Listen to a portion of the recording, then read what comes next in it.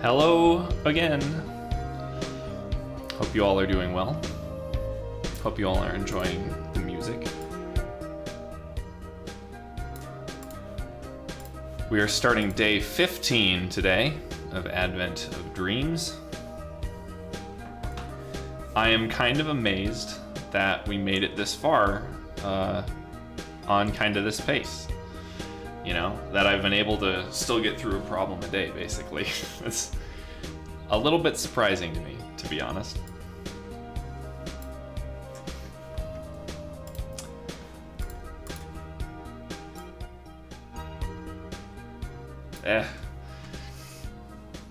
So, today marks the start of week 3, which is pretty exciting. Let's see what Advent of Code has in store for us. So, I've got problem 15 pulled up here. Let me get that on screen.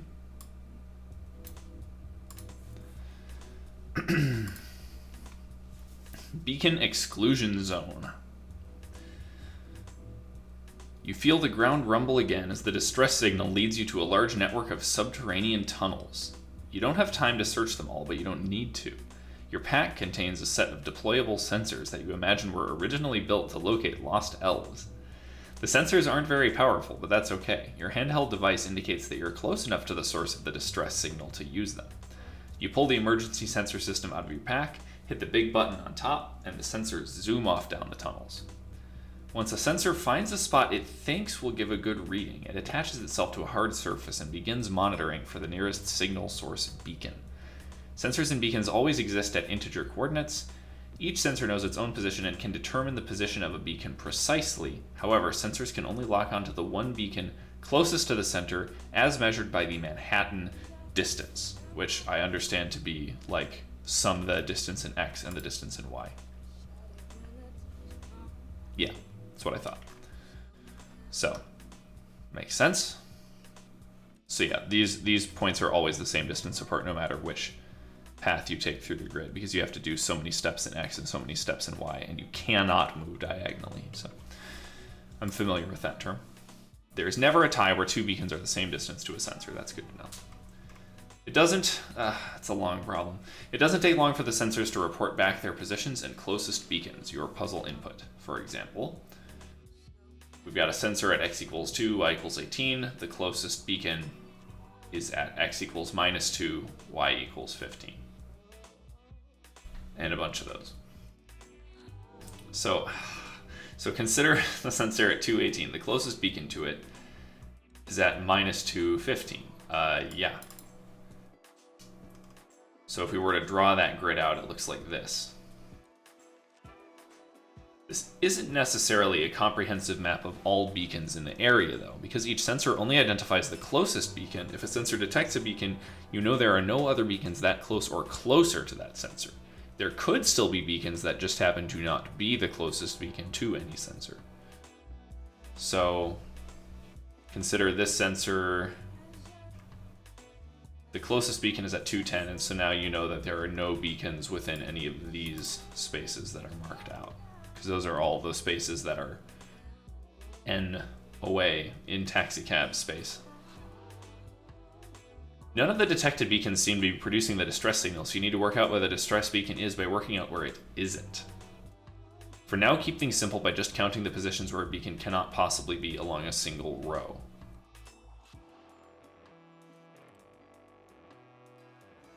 Okay.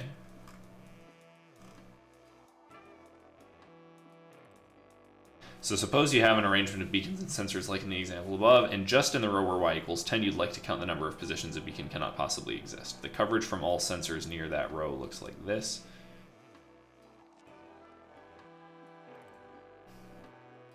I'm a little bit confused, honestly, by their focus on rows. What am I to make of this?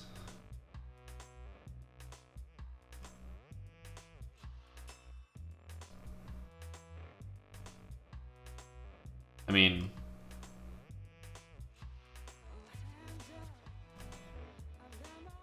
huh? Let's see. Suppose you have an arrangement of beacons and sensors like in the example above, and just in the row where y equals 10, You'd like to count all the number of positions a beacon cannot possibly exist. The coverage from all sensors near that row looks like this. So I'm confused because this looks different from what they're giving me. Like, when I look at this, I see... Oh. Okay. So...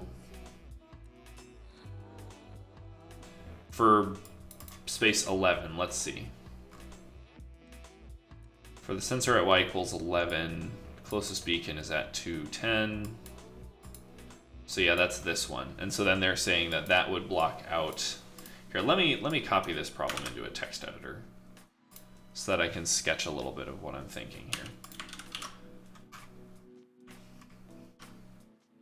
So they're saying that, like, you know, around this one we were reported that the closest beacon to this sensor is this, which means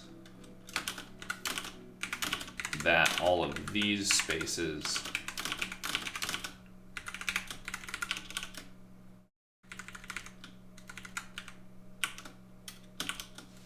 are also blocked out the same way. The reason for that being that they all have the same taxi cab distance as this. One, if you start here and then you go 1, 2, 3, right? That's 3 away in taxi cab distance. And you could instead go 1, 2, 3, or 1, 2, 3, or 1, 2, 3, and so on. So that's what blocks that out, I think. But even that's not... Oh, the confusing thing is that they've expanded it to the left. That's what's happened.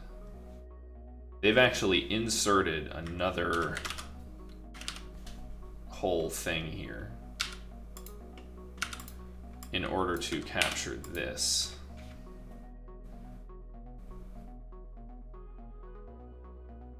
Yeah.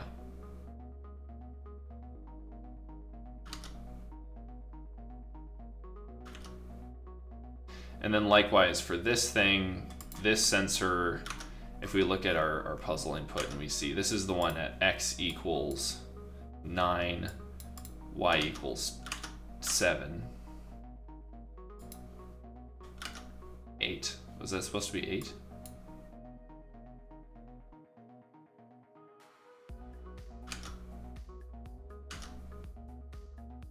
I'm so confused.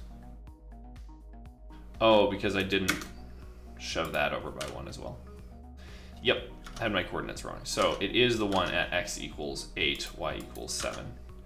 And the closest, this is the closest beacon to that one as well. And that one casts this enormous net because this one is 1, 2, 3, 4, 5, 6, 7, 8, 9 away. Did I get that right? 1, 2, 3, 4, 5, 6, 7, 8, 9, yeah. So that casts a huge thing like this. And so then this would be like 1, 2, 3, 4, 5, 6, 7, 8. This would be 1 less than that, out to 7. So then 1, 2, 3, 4, 5, 6, 7, 8, 9. Yeah. So this marks out a lot, obviously. So I guess really this is going to be another grid fill sort of thing.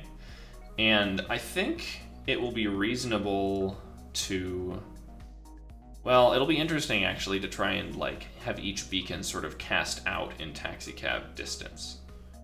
But I have a sort of visual idea in mind of how I would like that process to look.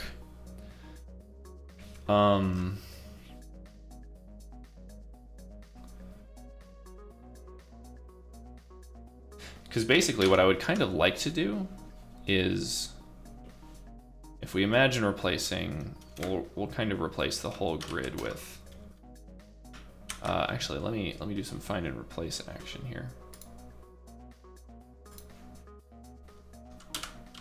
Replace dot with Actually, we'll just go back and replace this with dot. So if we're back to this, what I kind of want is to spiral in taxicab distance, get all the things that are taxicab distance 1, then taxicab distance 2,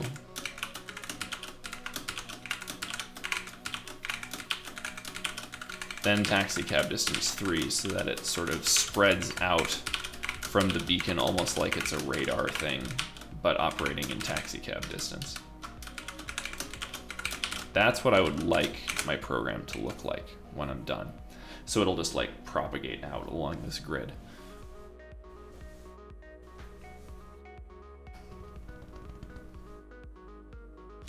So I think that should be doable. It'll definitely be a little odd, and I'm gonna have to figure out a nice algorithm for sort of going around in a grid like that.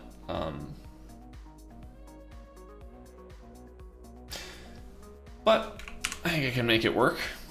And then basically what I'm hoping is that I can have like each beacon here, or each sensor, I guess, can sort of scan, can all concurrently like spin around and sort of mark out their territory there so that you can see exactly which spaces are still uncovered. I think that'll look super nice. And hopefully I can do it in a reasonable amount of time. We'll see. We will see. Now, amusingly, I see that the sample input must have a truly ludicrous number of entries. Well, no, they just have big numbers. So they're just trying to mess with you by having big numbers. This is a smallish data set, but I suspect, oh gosh, yeah. Some of these things are just terrifyingly far away. Like this sensor is nowhere near the beacon that it detected. So this grid would be huge, like impossibly huge, if I were to represent the real puzzle input in Dreams. So, oh well. I won't then. Simple as that.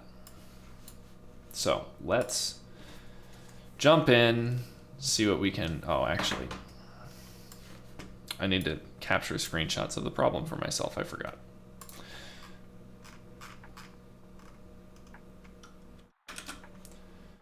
This is gonna take some time.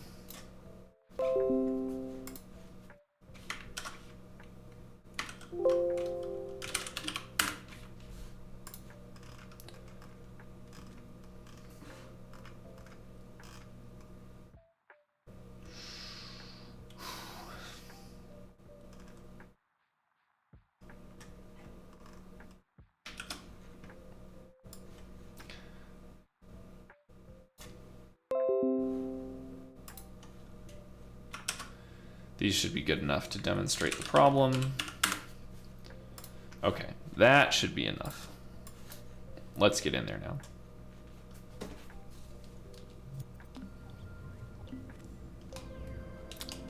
Thank you, thank you. I appreciate being whatever level I am.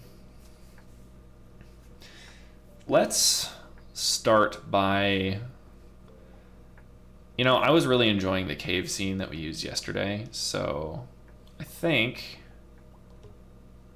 I'm just gonna grab that again.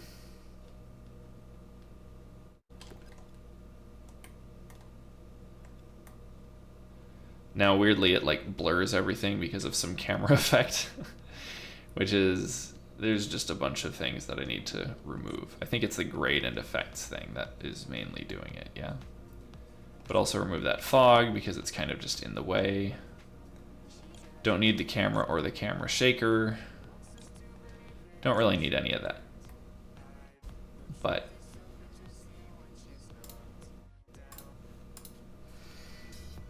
the rest of this should be okay. I just wanted to use the scene again because it's real nice, you know?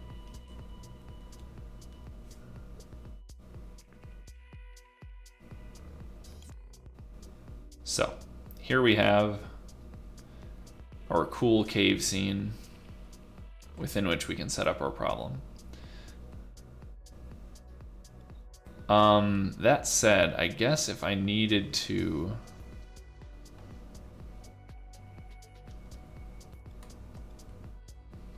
Is there any like background part of this that would be useful?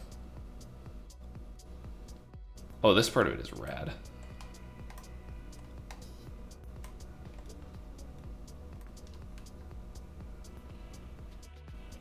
Like if I were to set the problem up in here,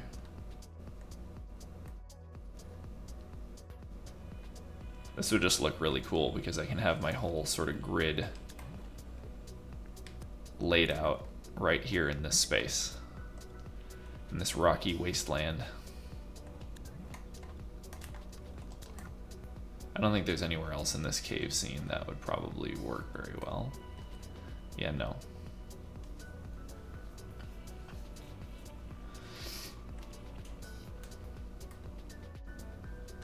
I don't know. Let's fly back to the start of the scene here. How do I zip me? Thank you. This is where all the lighting is, so it kind of makes more sense to be here.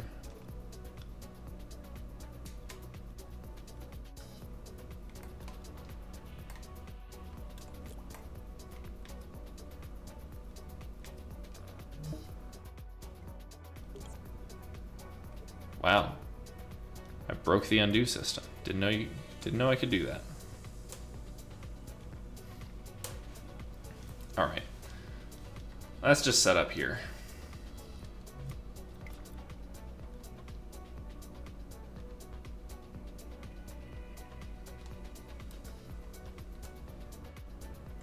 The main thing is just I feel like it's a little strange to have this sort of rippling effect, so I think I might just turn off some of the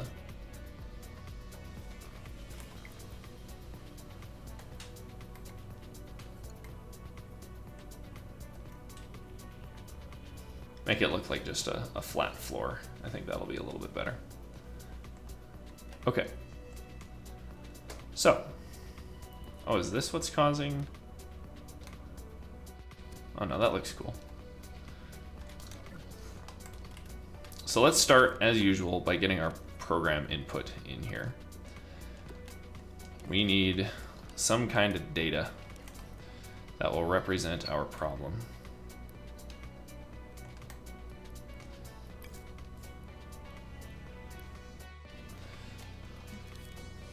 So let's start doing that. Let me get the data actually on screen here. Some chunky data. I'm gonna keep it kind of small here because otherwise it covers way too much of my screen. It's also really noisy data. So, in fact, I'm going to consolidate a little bit.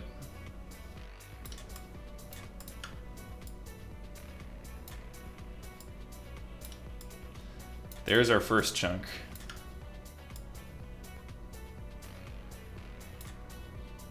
And there's our second.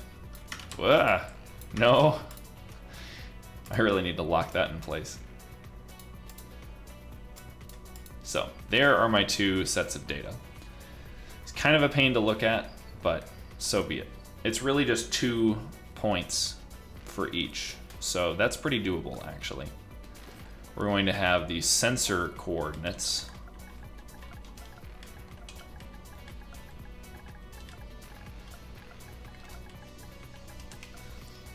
And the beacon coordinates.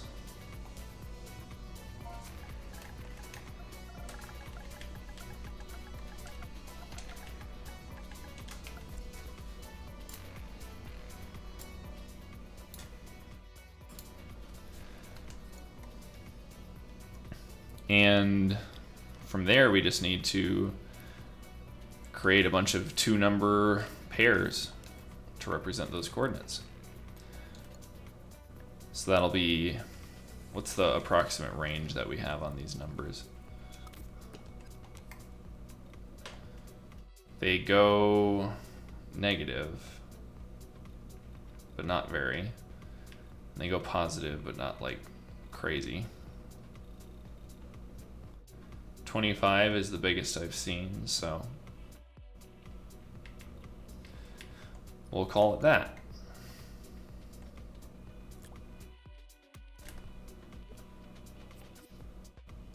What are you doing, Dreams? So these are going to be the first set of coordinates, the sensor coordinates, so like x2, y18. And these are going to be the beacon coordinates, so like -2, 15.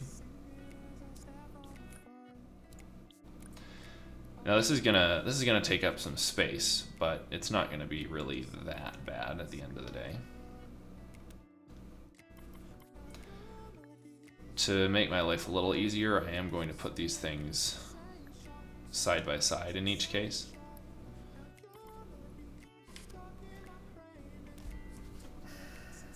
Trying a new playlist here and it's not going well for me. So 218 to -215. That seems good. Let's copy this down just a ludicrous amount. But let's also include this when we do so. How many more do we have? 1, 2, 3, 4, 5, 6, 7, 8, 9, 10, 11, 12, 13. Are there 14 total? Yes. So 1, 2, 3, 4, or 2, 3, 4, 5, 6, 7, 8, 9, 10, 11, 12, 13, 14. Huzzah. Gonna need to move this way the heck up. Oh goodness, this is a lot of data. No, why did you scoot over like that? Why do you have to do that? Just infuriating.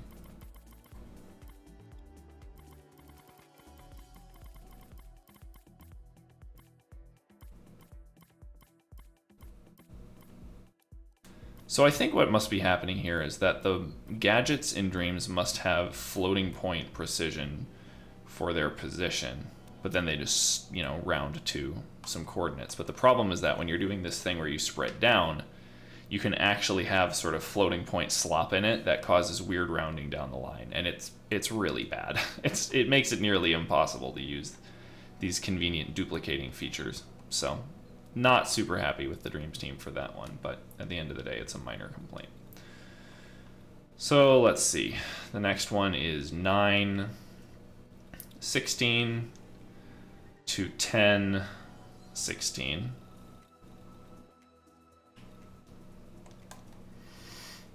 Um, 13, 2,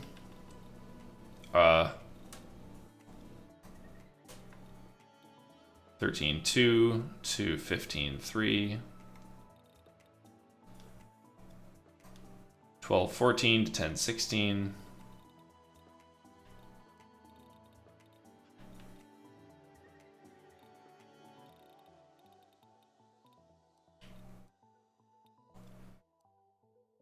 10, 20 to 10, 16,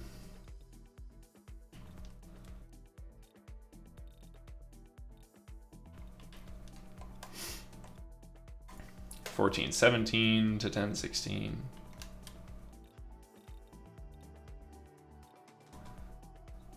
8, 7 to 2, 10. This is kind of a big sample input.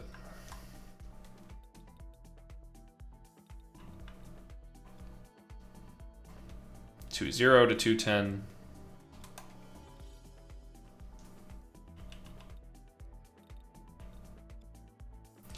0, 11 to 210.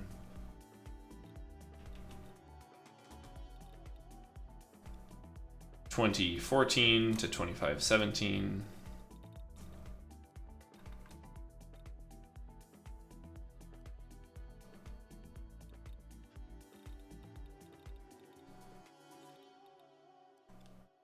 1720 to 2122.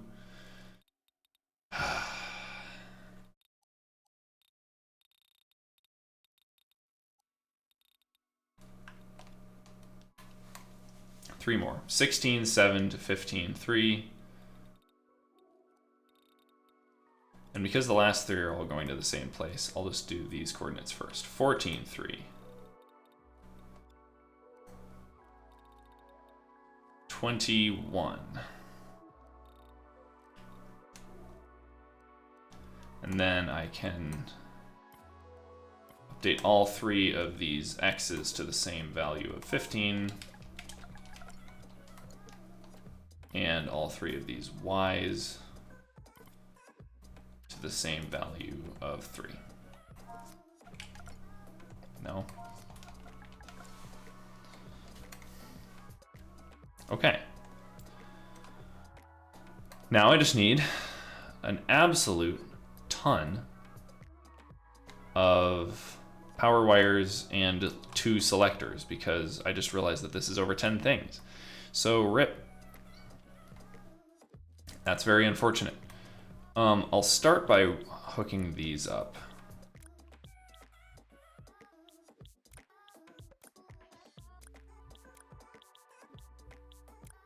All of these go into the same place. That's it for that node. Then for this node, we hook it up to all the others.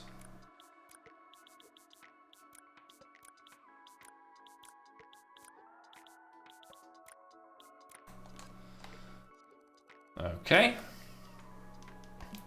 But like I said, the power sucks. So let's make 2 selectors here. They're both going to, well, one of them is going to have 10 slots. The next one's going to have 4. Because there are 14 things here.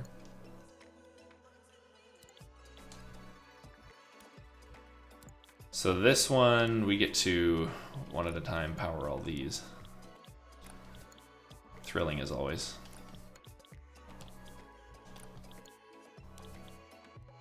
Luckily,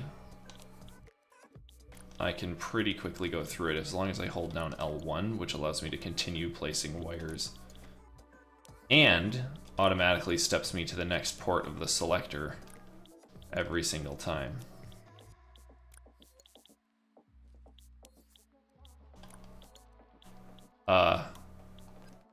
Except I'm getting a little bit aggressive there.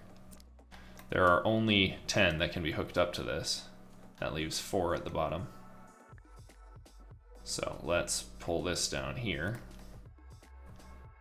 and hook up the remaining ones. Then I get to go through this again.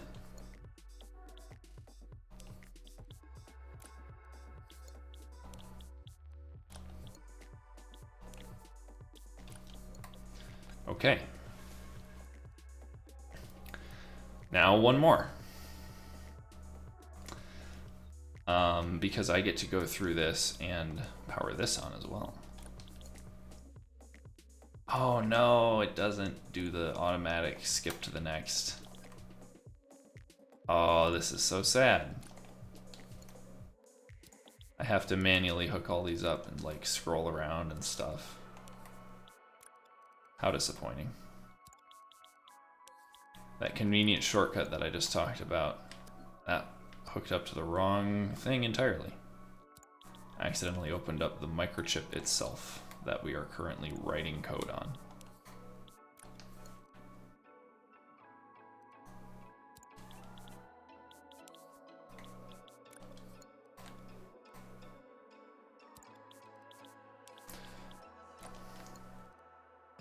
It would really just be so nice if selectors could do more than 10. The hard limit is just kind of artificial, you know?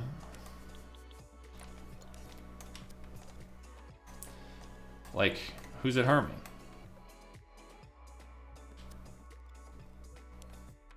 Which? There we go. That was weird.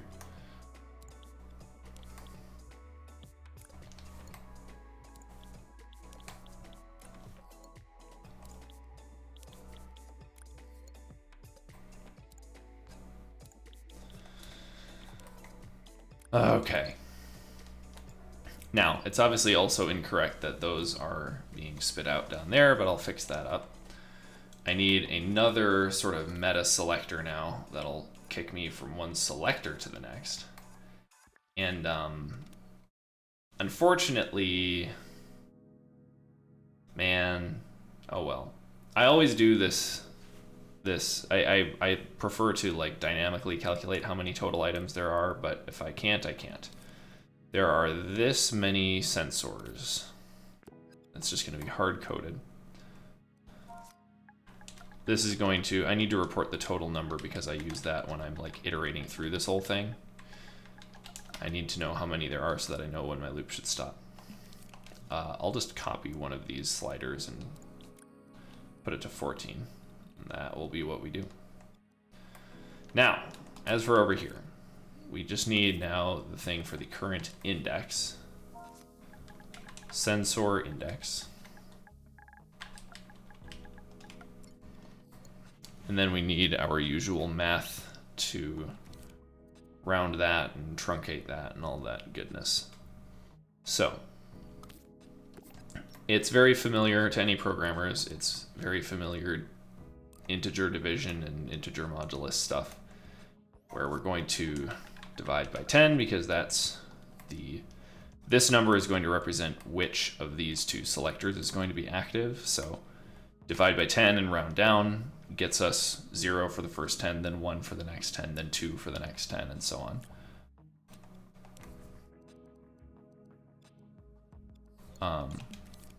Never copy paste calculators. You will always make mistakes. The other thing then is you take the remainder of division or modulus. It's actually technically a true remainder in dreams. Do the remainder when divided by 10, and that is your position within each of these selectors.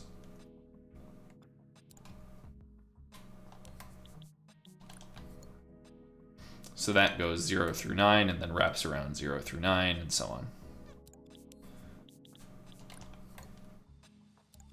This powers this.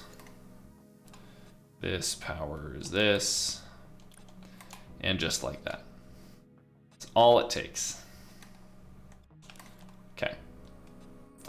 So there we have our input. I will call it input.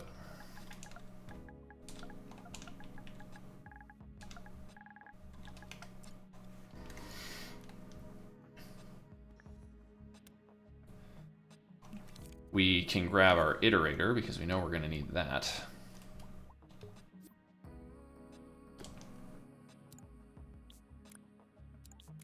It's going to look a little something like that. So we'll loop through all 14 of these things and sort of create sensors in the world with their requisite beacons and beacon values. So what that looks like remains to be seen. As with yesterday, we will probably set up we need to set up a system that'll sort of just move to different places and spawn things with the right coordinates. So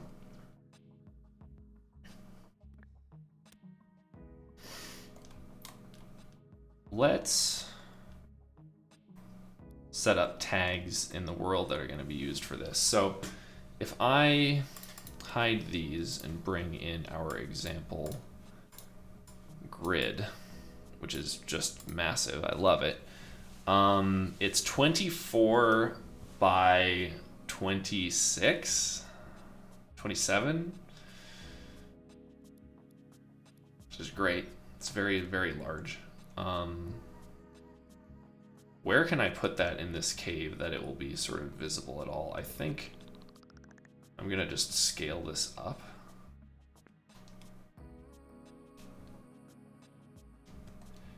Because then I can, let's see.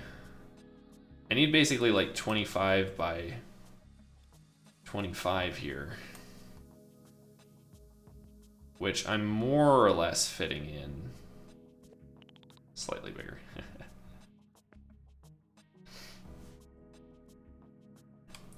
I can see now that I can use comfortably a 6 by 6 grid in here to represent all this.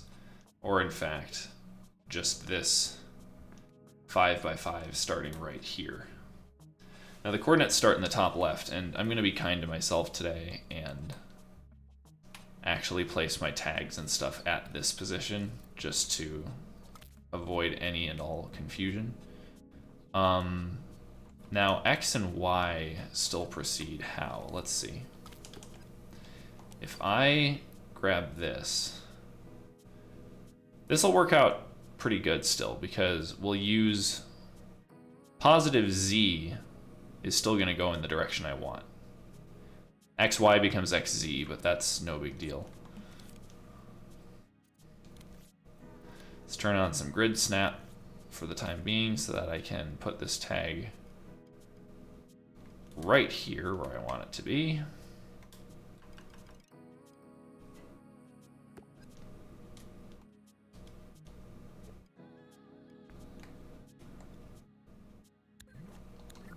This is going to be really annoying, isn't it? Can I like lock this thing so that I can't mess with it? Nah, can't. Whatever.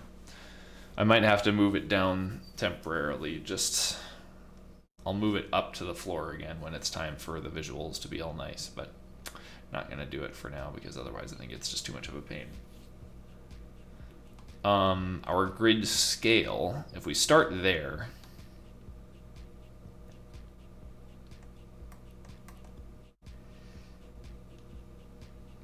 our grid scale is going to be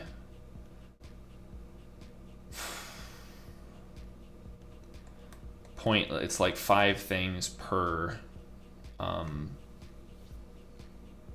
guess 0.4 is our grid scale, because we want there to be 5 across.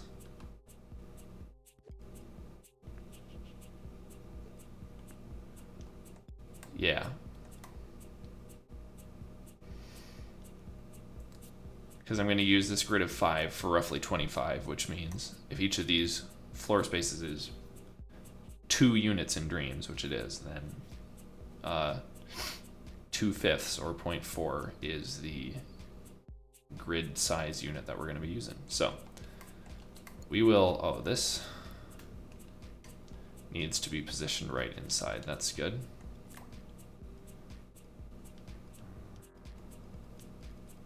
Let's see here.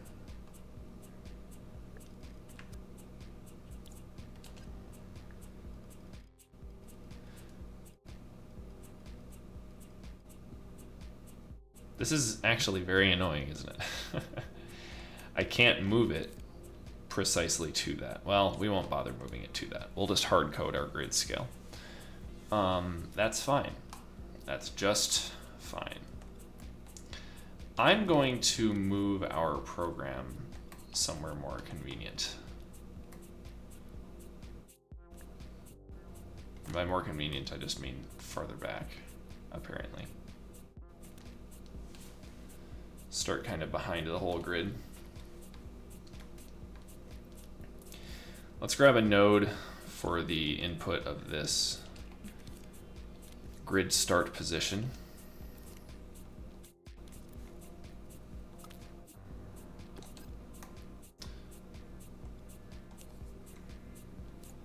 Pull that in up there. Can split that out to grab just the position, which is the part that we care about. That's the only important part. Now, wow, I wish I had thought of this yesterday. What an idiot I am. I did all this wiring around to be like, oh, the position is gonna be coming in from here. Well, I'm dumb, and this is going to wirelessly transmit a signal called origin. And then I can just get a wireless receiver anywhere and not have to worry about wiring. I cannot believe I didn't think of this. That's frustrating. Here, let me save this. We're not editing the cave, we're editing the whole. Huh. Well, let's see. Advent of Code 2022, day 15. What was this problem called again? Beacon exclusion zone.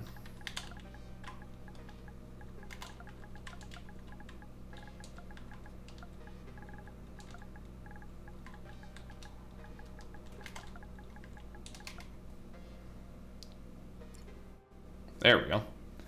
Took a second to save that for some reason. Okay, so that's the overall scene that we're working with. Let's spawn some beacons and some sensors and stuff, I guess. Same as we always would. What do I find if I search for beacon? And let me hide this massive freaking overlay. Beacon of Gondor. Rift beacon from Fortnite. Ah, this is like exactly what I'm looking for. Ooh, this is sexy.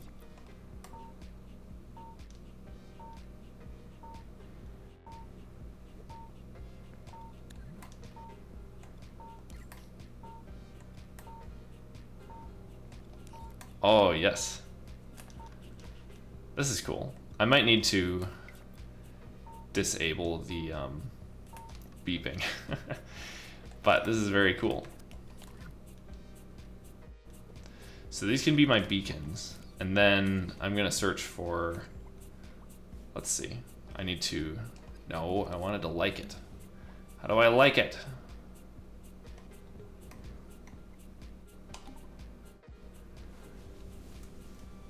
Becomes a checkpoint when activated. Oh. Hold on, I need to try this.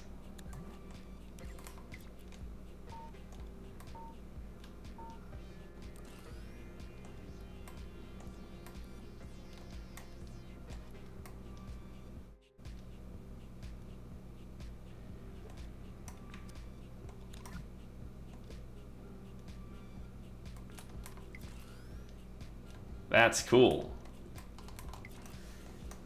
I don't know why the legs aren't. The legs, I think, are sort of just physics. Yeah. The ground here is presumably not solid. If I select this and set it to have collision, then maybe... Well, it's collidable. Oh.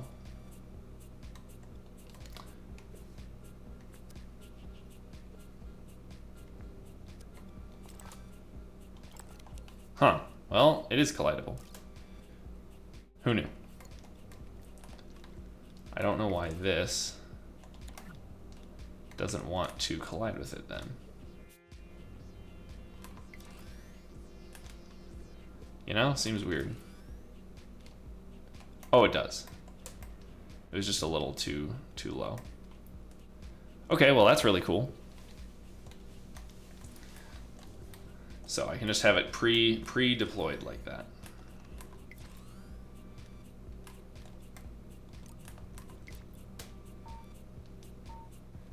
Because it's just beeping right now. Oh, or maybe, yeah. Maybe what we can do is, let's see, what does this trigger zone actually detect?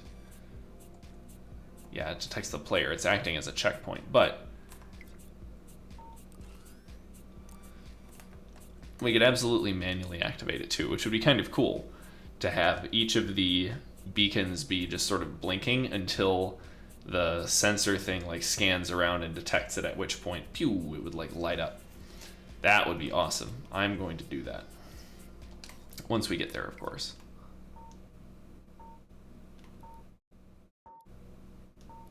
That beeping noise is going to be great, though.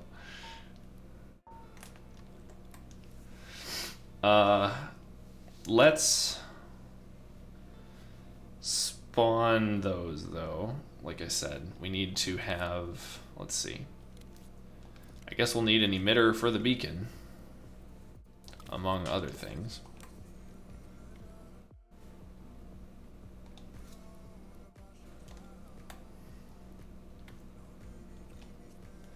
Emit with no speed. You can emit with that size, I guess. That should be fine, I think.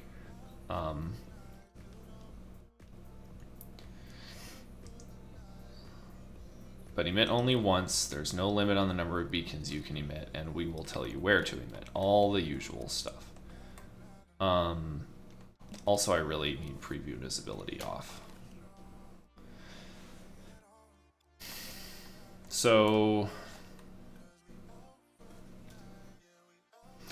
let's iterate through and spawn them then, I guess. We're going to have beacons already present at a lot of places. I guess the one thing is, like, we don't want duplicate beacons, probably. But I'll figure out a way to handle duplicate beacons later. We should be able to do it by probably just, like, if you detect yourself, then, like, blink out of existence. Like, if you detect yourself right away when you spawn, or another one of yourself right away when you spawn, then fizzle. And I think that should probably do it. So, the beacon coordinates here need to be turned into world coordinates via a very complicated math process.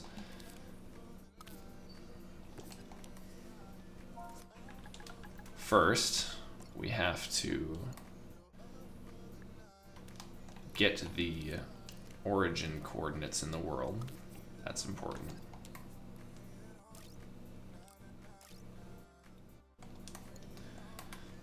Then we have to come up with an offset by multiplying this. Well, by converting this into sort of 3-wire world coordinates, right?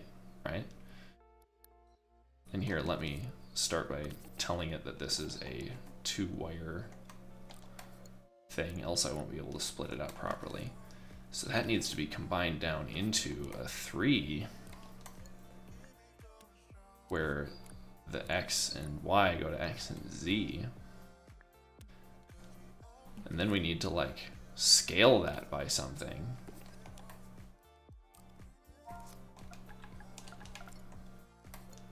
Then we need to add these things. Pretty complicated math.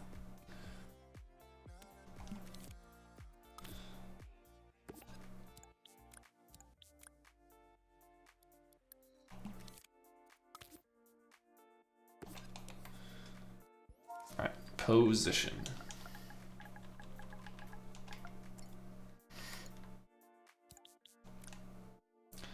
But I think that does it. To world, this one is called.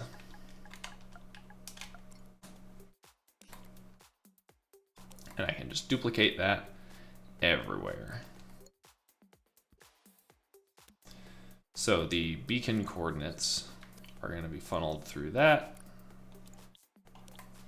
and turned into the scene space transform that this emitter uses. So this should immediately emit one beacon correctly somewhere. Yep.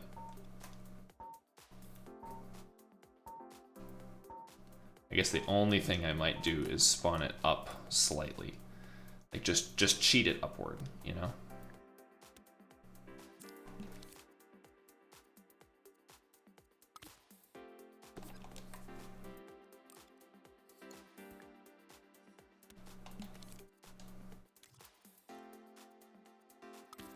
If we just take a small amount of y and add that,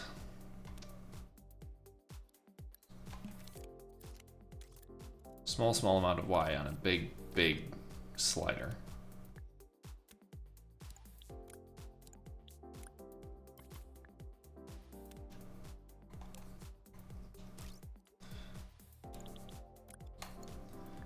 Okay, because now I can cheat it up by a couple ticks.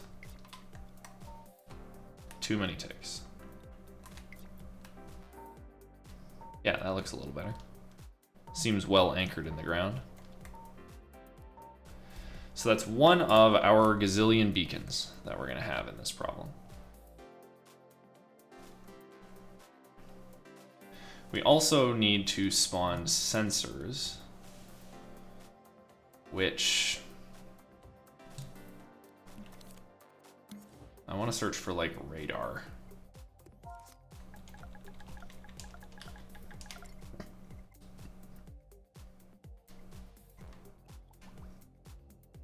Under the radar.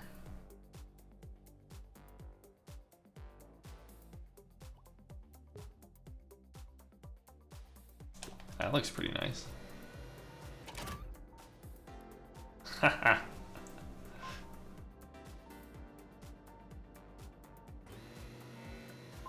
Okay, this is a little bit excessive. What is it doing, man? What is it doing? Why is this spinning so much?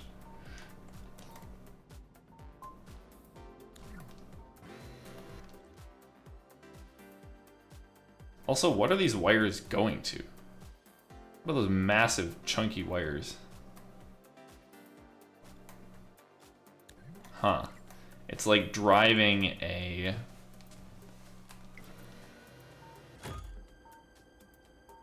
Oh, they've got some crazy signal generator here where it's driving the, like, horizontal... It's like the... Is this the rotation speed?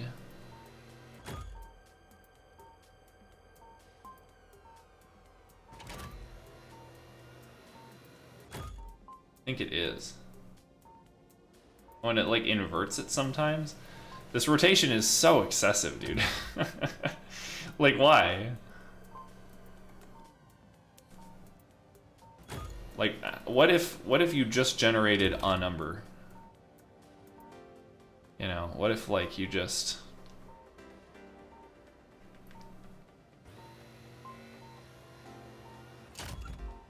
Why does it keep flipping direction?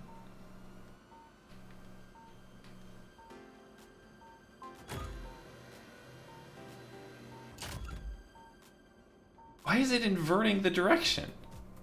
What is causing it to do that? I don't want it to do that.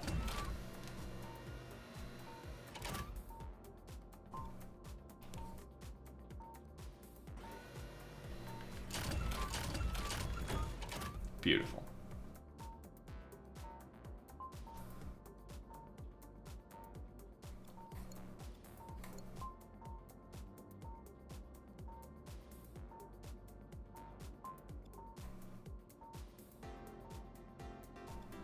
Now are you doing what I want? Just spinning. Can I invert? So it's consistently now spinning the same way, which is great, I guess, but...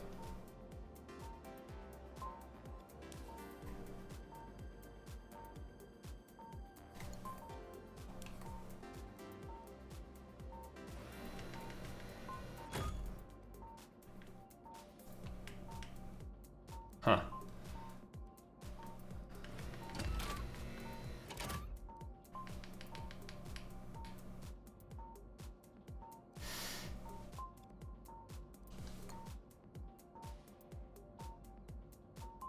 I just want it to spin the other way, is all.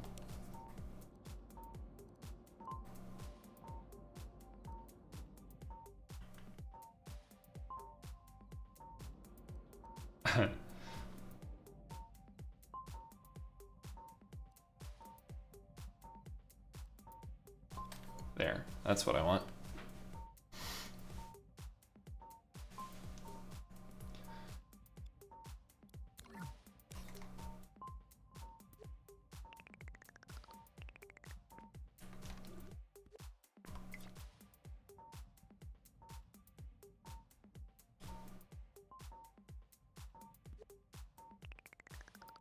Tiny radar.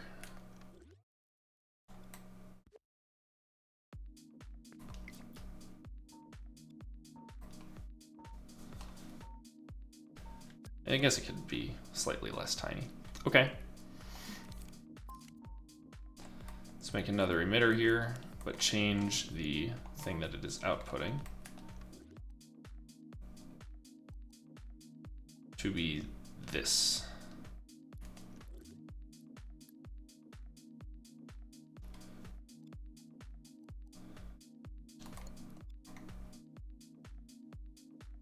That now we will output using these other coordinates. So again, we'll convert our coordinates to world space and use that to drive this. So yeah, that spawned it definitely like way in the ground. So time to spawn all this too. All this is gonna go on a microchip at some point because this is kind of a pain.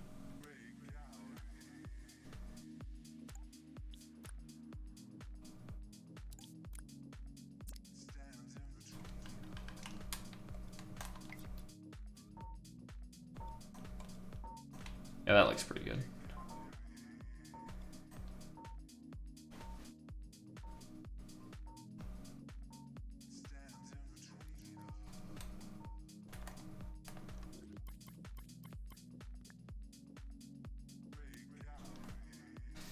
Let's put all that on a microchip. Seems annoying otherwise.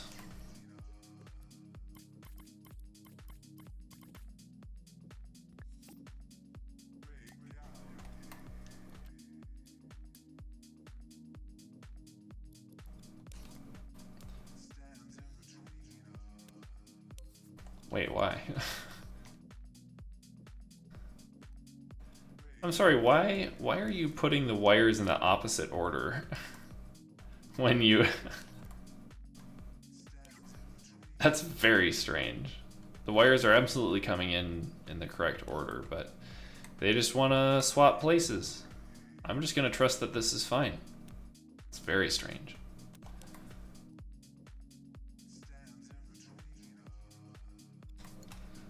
There, that is emitting.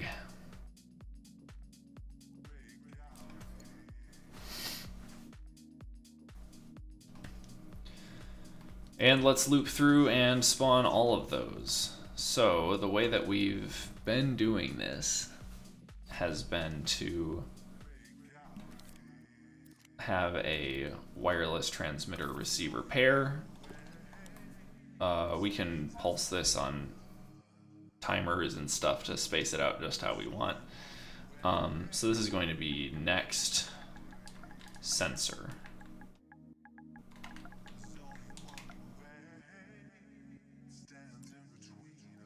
Yikes, what took that so long? That's weird. So we will, I think,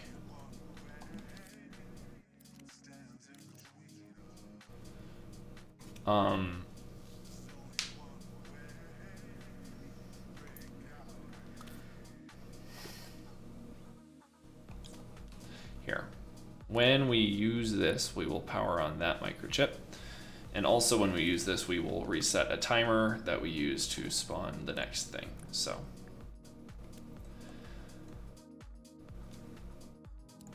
we will reset the timer and power on the timer when we're in the use state. It will count up to 0.4 seconds, sure, that'll be fine. When it's done, we pulse that. And over here, we get the corresponding wireless receiver for that transmitter in order to step us to the next sensor. Now, the reason that we do a wireless transmitter receiver pair instead of just like wiring around at the beginning is because of cycles in the graph. I've had really weird mystery issues over the course of these weeks where Dreams like starts executing my code in weird places the more like circular wires I have, and a wireless transmitter allows me to guaranteed avoid that for like a major critical path of my program. So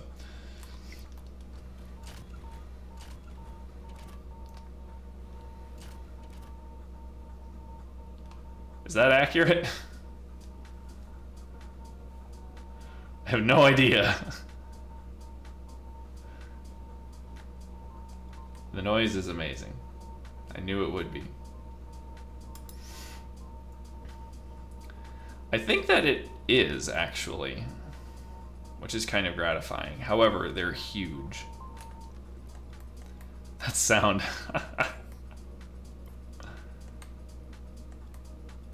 Let's see here.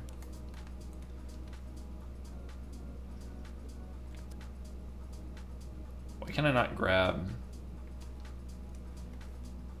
this? Like Dreams? Why no grab?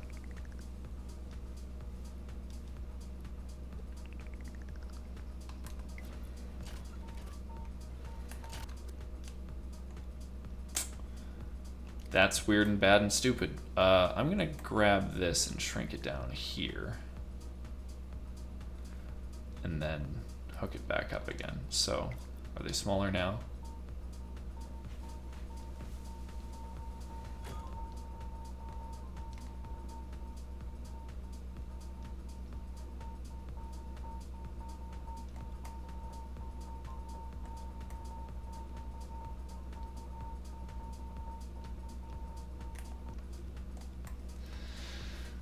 Might have to disable the beeping. That is wild.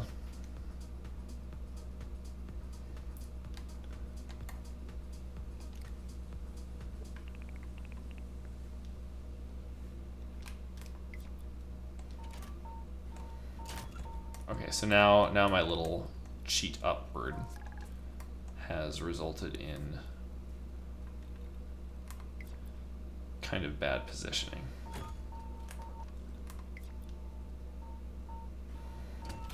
There, that's pretty good.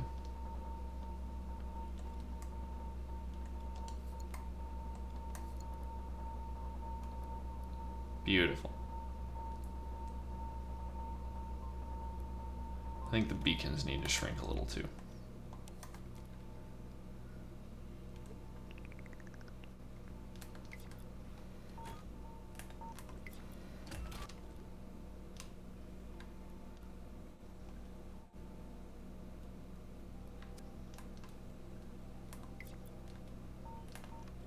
Hold on, is this not...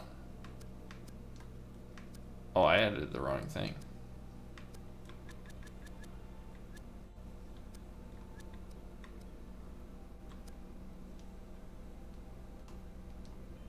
No, I didn't. Dreams, why are you so confused about what it is that I'm editing?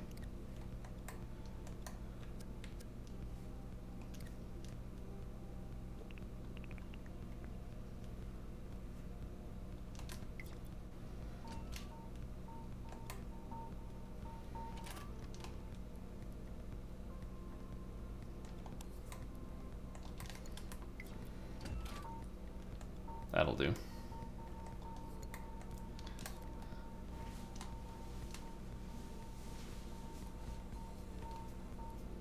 So that spawns my whole grid of beacons and sensors. However, some of the beacons are self-intersecting, which I need to fix. So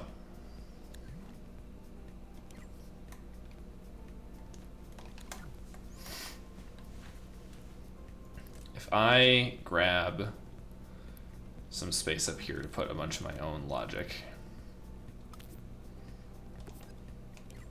just a pile of extra logic up here, what I think we're going to do is like throw a wireless or a trigger zone around ourselves here with very limited range. Hold on.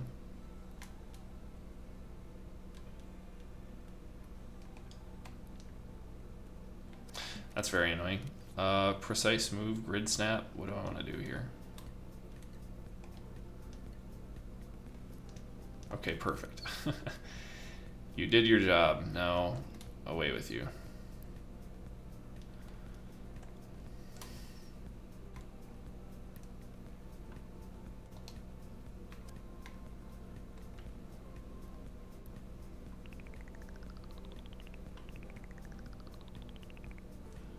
We'll just make it real tight scoped around this.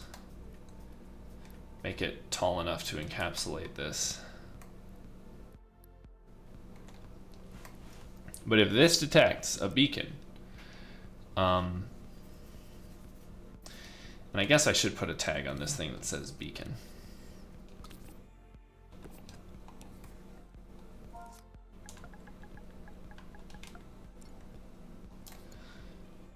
Because tags are nice. If you detect a beacon, then destroy. However, we need it to be only in like the first short time of its existence, otherwise they'll annihilate each other. So rather than just wiring up the destroyer directly, we'll grab a clock and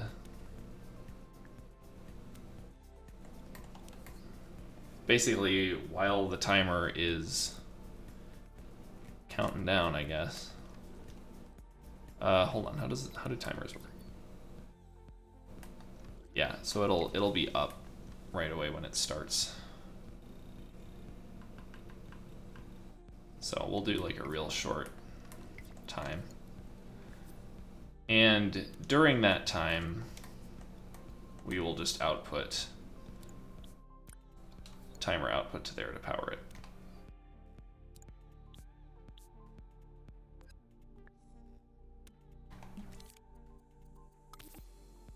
Guess we need to AND those together.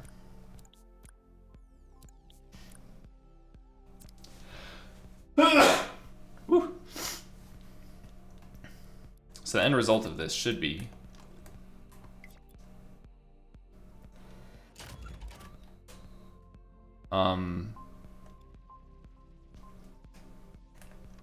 interesting. That destroyed only part of a beacon. Haha. Jank.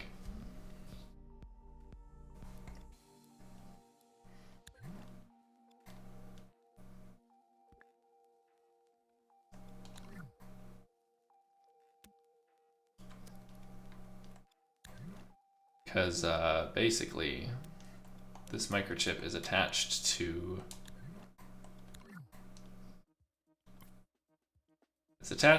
something, and it really doesn't have to be attached that way, I don't think. Let me try removing that attachment there and see if we get any reasonable results. Okay, well that just resulted in exactly what I thought would happen. We just spawn 3 things on top of each other and they just don't anything, you know? Why would they anything? And I suppose it makes sense because the destroyer is now not hooked up to anything. So in retrospect, this was stupid. But, let's see here. I guess, can I make this beacon hook up to like the entire group, or better yet,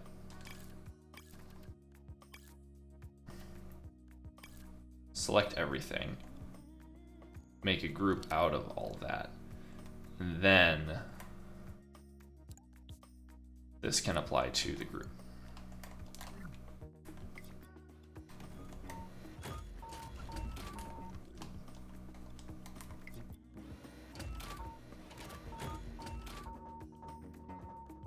Well, those all just frickin' self-destructed anyway, which is lame.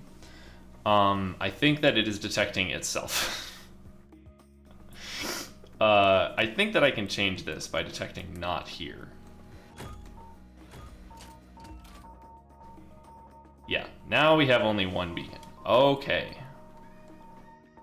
We've done it.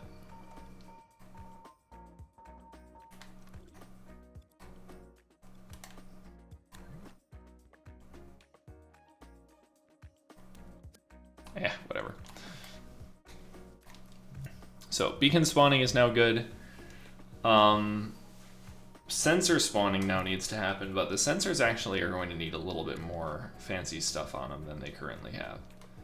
Also, where did the code for these go?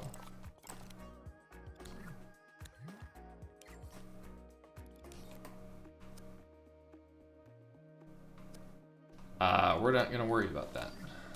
That is all just other irrelevant code. So let me grab another microchip and we'll put that on this thing. We'll get this all going. Why?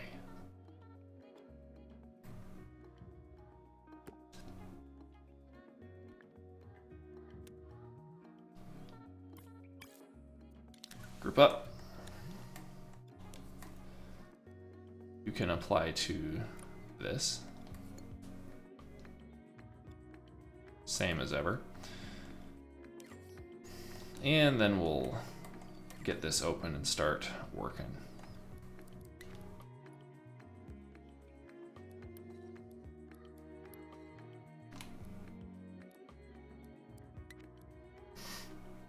So for the sensor, and that's what this is, we're going to need all the logic to do the taxi cabbing. So I think this is really all going to be visual sleight of hand and very little actual computation for today's problem, I think.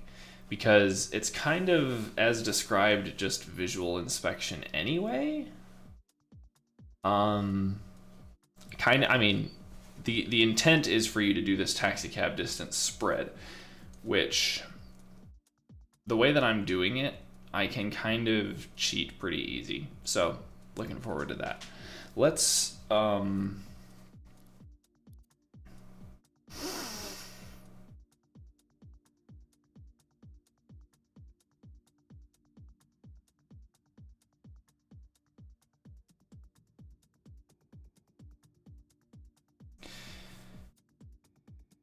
I guess basically, like, as soon as these things spawn, they can start doing their taxi cab spread. So we just have to figure out how to do that. I guess the first thing, though, is that when they spawn, they need to have their coordinates and their beacon coordinates as inputs. So I just have those variables to use later. So that will be X and Y.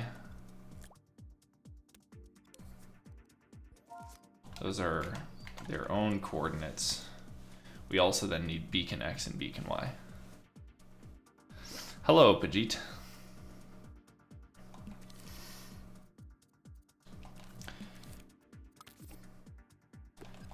I hope you are doing well. Beacon X and beacon Y.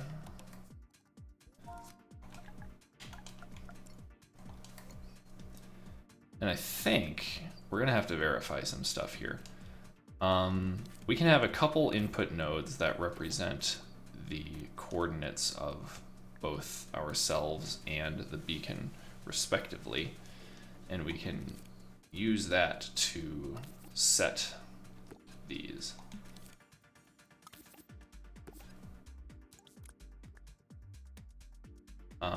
Both of these are going to be of the type 2 numbers, so I can set up a wire of that type here just to make sure that the splitters look right.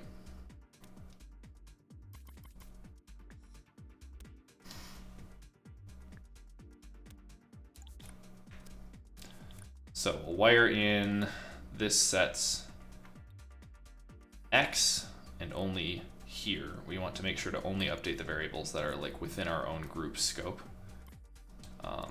So we'll do that. Then we'll just spread that down to here to set the beacon X and beacon Y variables as well.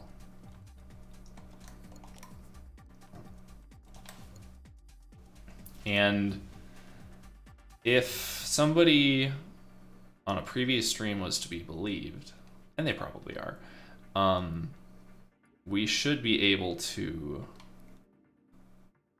when we spawn this thing, actually send across the world coordinates like so. Let's see, I can basically just pass the sensor coordinates to here and the beacon coordinates to here. And then when we spawn all of our beacons all over the place,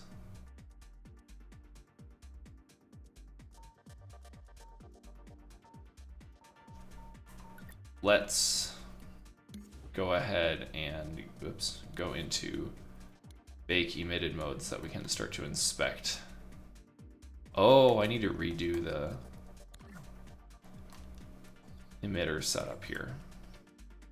So currently this emitter is emitting something inside this group, but we now want it to emit the whole group.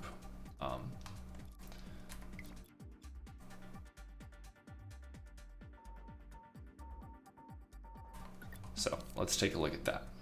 If we look at bake emitted again, scope in here, look at this thing. Yeah, it didn't work at all. So that's cool. That flicker over there is real nice. I think that we can just do emit with wires and this will be just fine.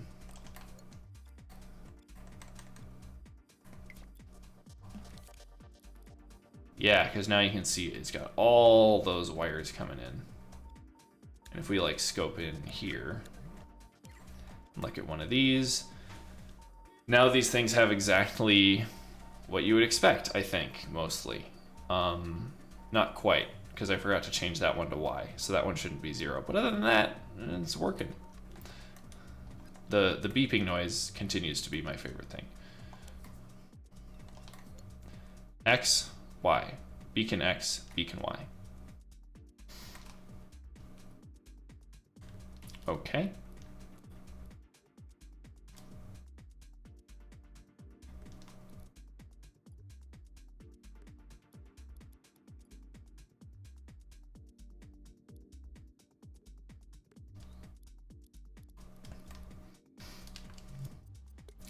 Let's save that. This is good progress toward solving our problem overall.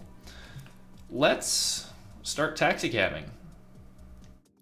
So I'm gonna get my iPad for a sec here. If we want to follow this specific path in taxicab, like if we want to do a taxicab spiral, I need to figure out the exact math of that. Also, my iPad's gonna die.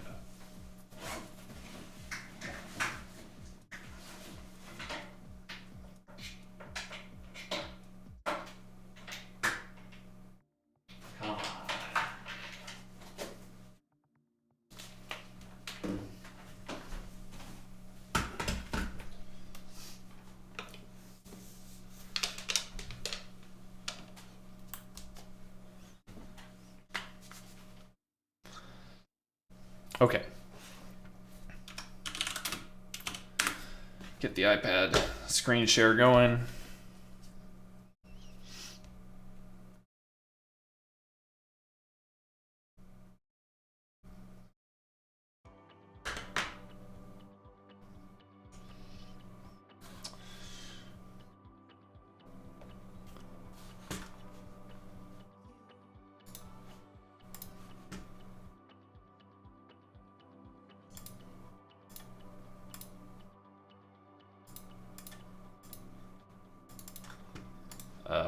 Come on, find the window.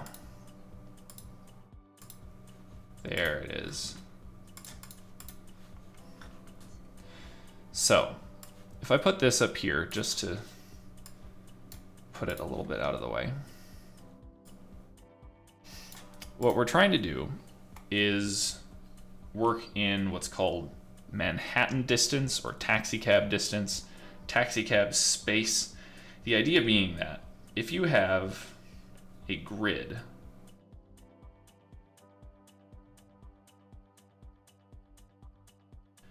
and you want to compute distances on this grid,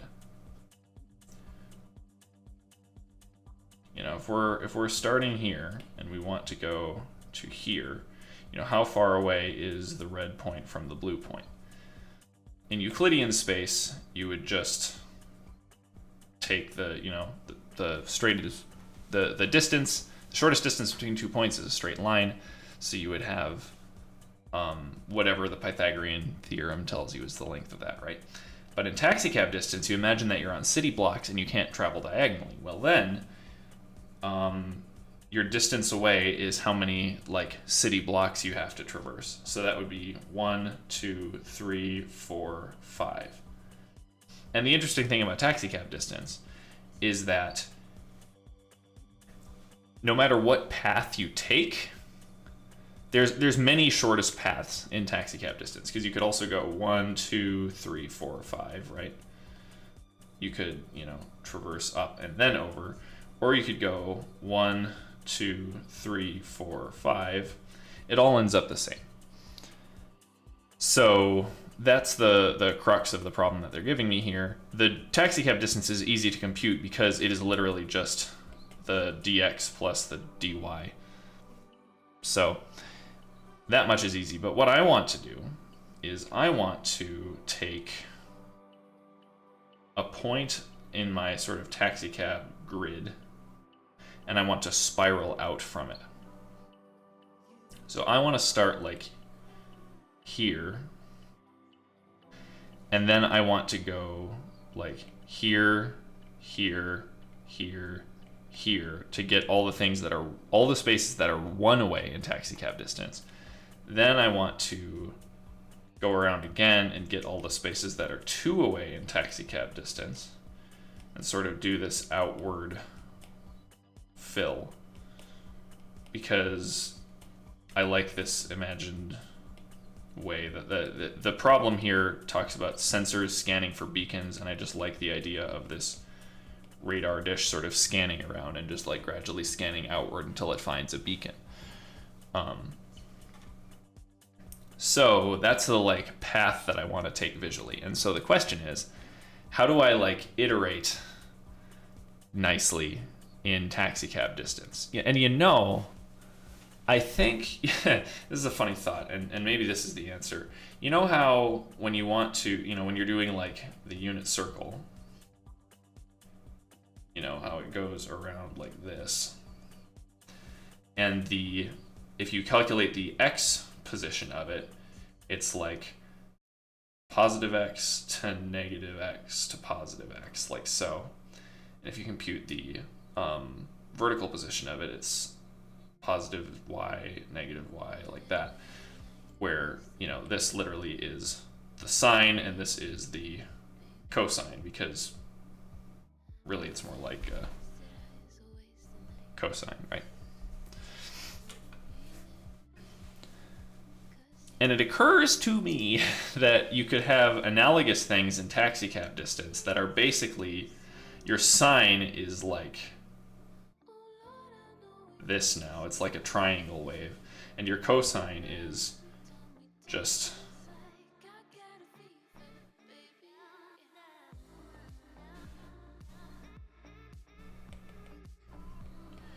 and if you did that, then I think, you know, especially if you were doing sort of integer steps along the way,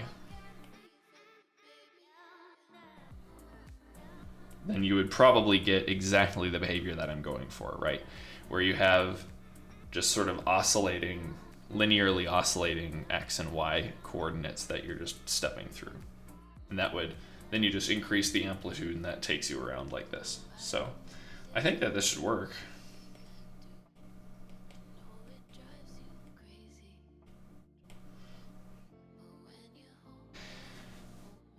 Taxicab trig.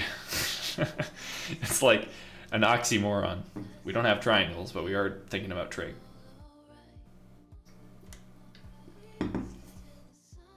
So, really I just need to make a signal that ping pongs up and down like this with the amplitude I want. You know, essentially my taxicab sine. And then I can just shift that and we're good, right? So, I can very easily do this, I think, just with a like, well, hold on, does Dreams literally do this? Let's get back into Dreams and see what it has to offer here, right? So I'm sort of feeling like a counter might have a ping pong mode. No, there's something in here that has a ping pong mode. I swear.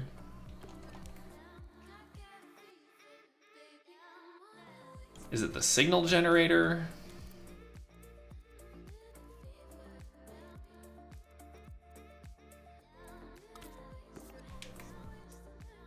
I mean, this obviously does this, but it kind of doesn't really do what I want.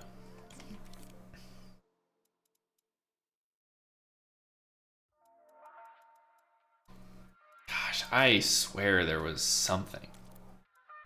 Something in the yellow zone here that did what I am thinking of, but maybe not.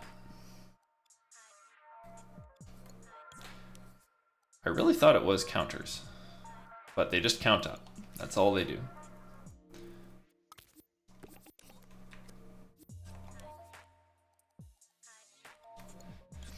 It does not matter. So we're going to come over here and make sort of a like taxi cab sign.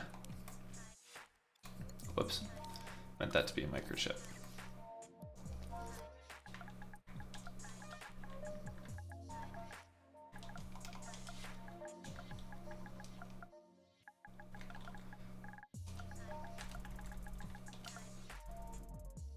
Why is it taking so long to name things tonight? Do I need to restart the game? This is so strange. Why is it doing that? So I think basically T is going to go, I'm going to do it again where like, I'm gonna try to make it like a pure sine function, I guess. Well, nah, heck with it.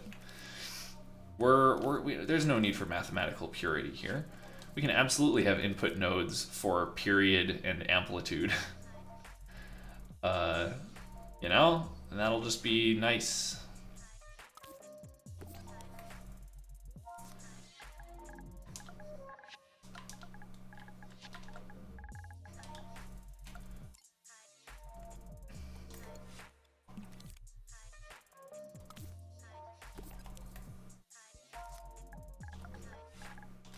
And they can have default values or whatever, right?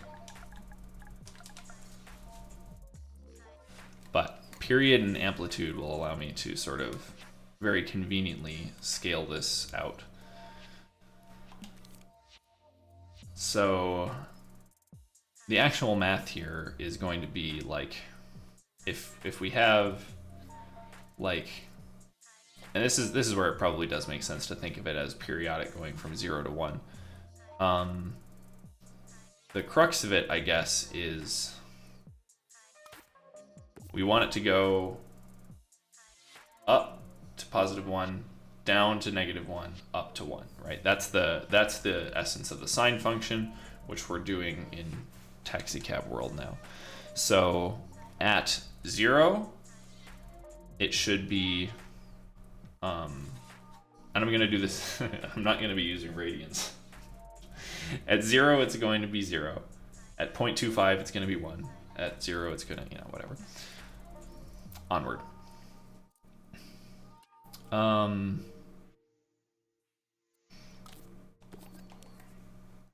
What might help me here? Absolute value would get me some of the, like, bouncy behavior I want, but I'm not sure that it really,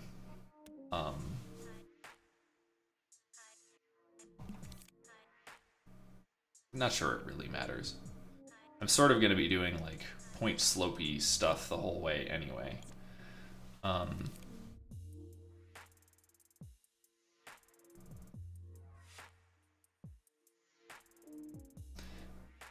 The way that I'm thinking about it, it's basically like there's, well, here.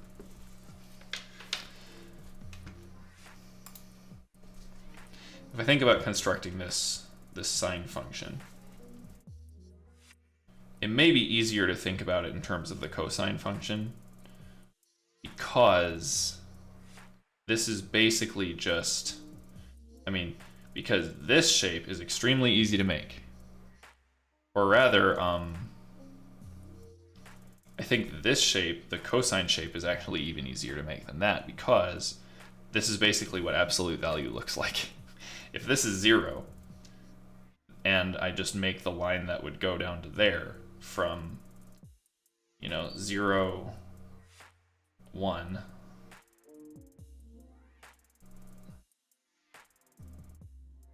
to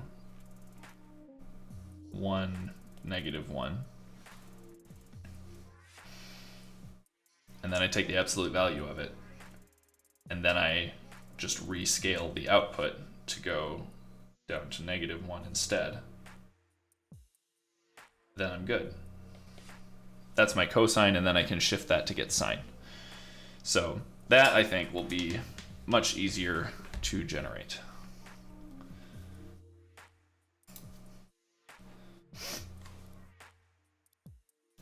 So let's do that. The line with that slope, since we are going from, it's essentially just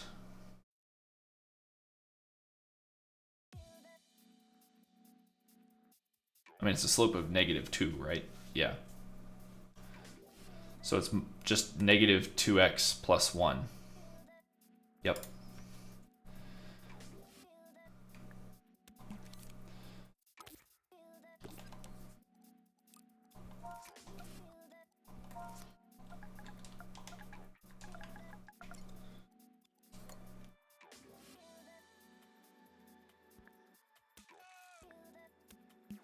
We do need t coming in here.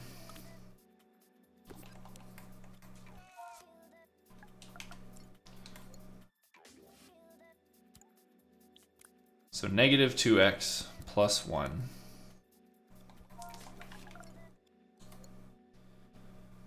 Absolute valued.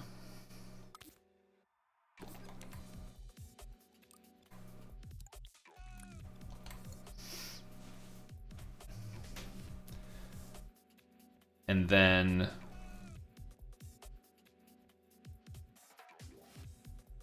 here, let's see. I might want to try and simplify the math expression a little bit. It's definitely easier for me to think about math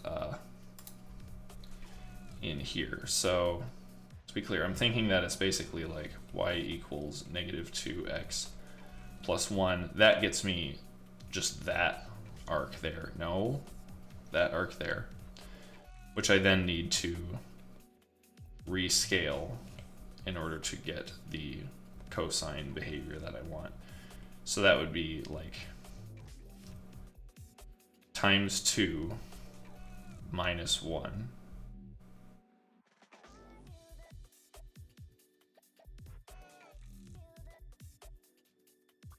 I guess the confounding part though is the absolute value bars in there.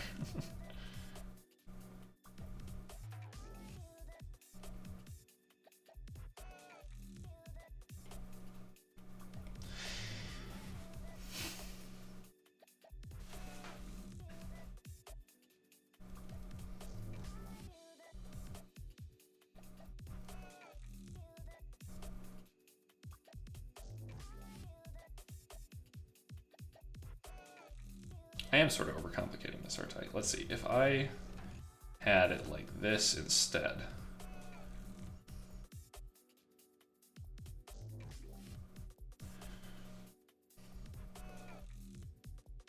This is slight of hand. The axes are not uniform scale here, but if I want it to look like this in the end, this is my goal. If I start with that, there's really no way around this, is there? Well, no, it's just that absolute value minus 1. So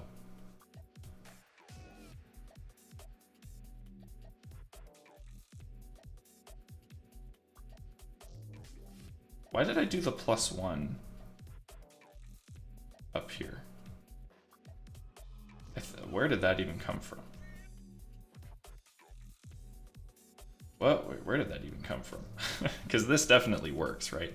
Because if I take the absolute value of it, then that reflects up to that, right?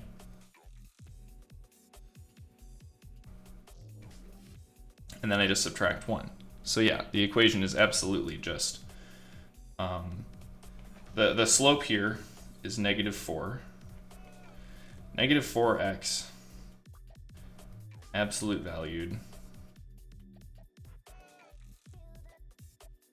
Oh, except that I need to. No, this is it, because I just -1 and that just shifts it down by 1, and I'm good. 1 to -1 to 1. Beautiful.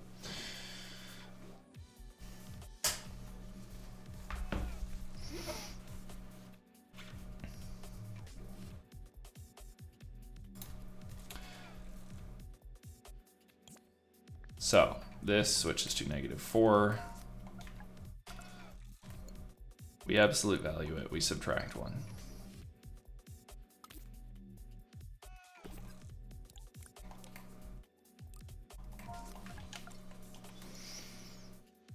And I think that is all there is to it, almost. I'm going to throw one more thing on here to make this, I'm going to do remainder after division by 1, which just keeps this cycling 0 to 1, 0 to 1, 0 to 1.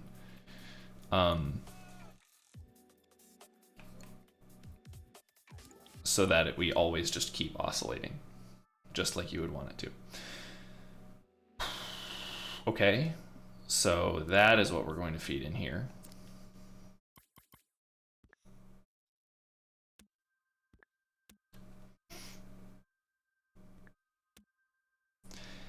And for testing this, what are we going to do?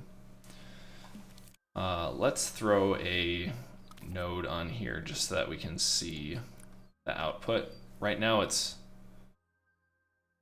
-1, which is weird. Oh, I got the equation wrong. I knew I was forgetting something. Remember when I was like, where did the +1 come from? I'm an idiot, because the +1 was the thing that shifted it up so that we didn't do this down here.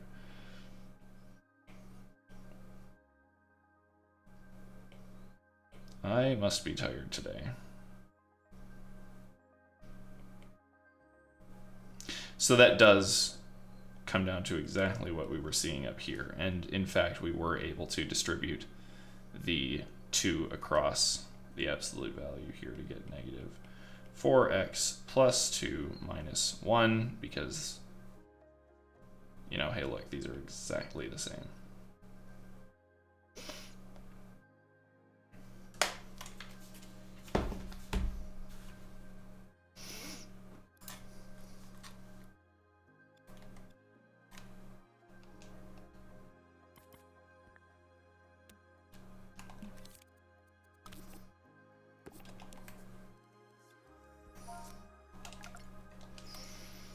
But at least this is slightly simpler than the alternative. So, okay. Let me now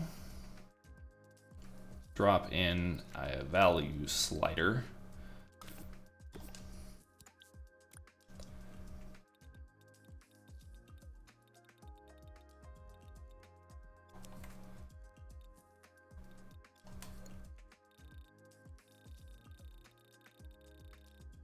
Yep, so this is working as I expected. So as we go from 0 to 1, we go from 1 linear down to 0, linear down to -1. The blue node in there indicates that it's going toward -1, then linearly back to 0, back to +1. So this is actually, whoops, the taxicab cosine.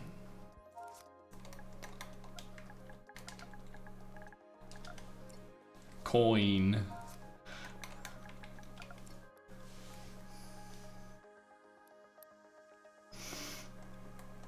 The taxicab sine is simply the result of a shift of the taxicab cosine. So I can very easily do that either in here or somewhere else, because basically, you know, if this is sort of our timeline and we're like, you know, that's our taxicab cosine, which remember corresponds sort of to that.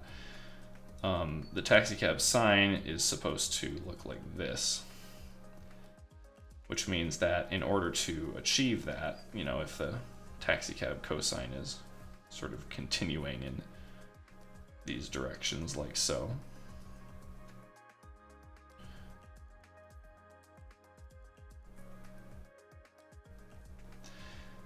then we can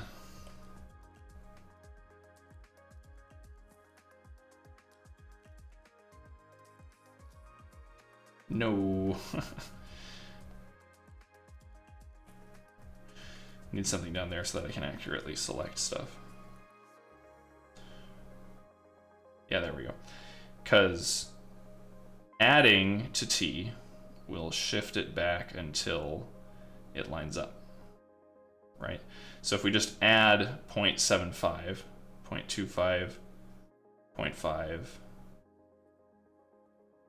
0.75, my scale is somewhat non-uniform here.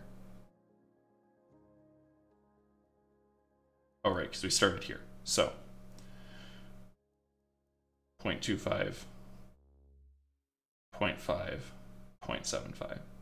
Add 0.75 and we get the taxicab sign. Because periodic functions are nice. Oh, I guess one thing that I should test is, oh, let me put a value slider back in here. We're going to let it go up to 2.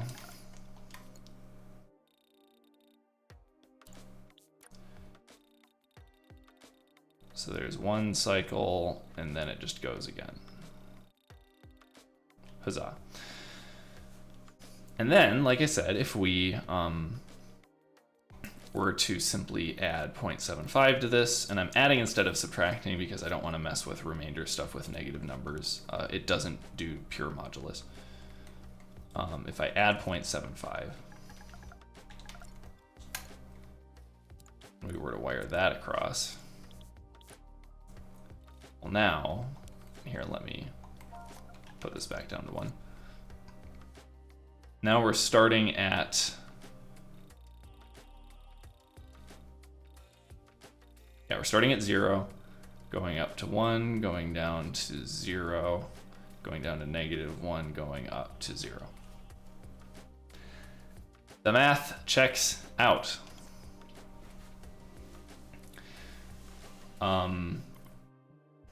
Do I want the period and amplitude stuff? It seems easy enough to do that rescaling myself separately, so I'm actually going to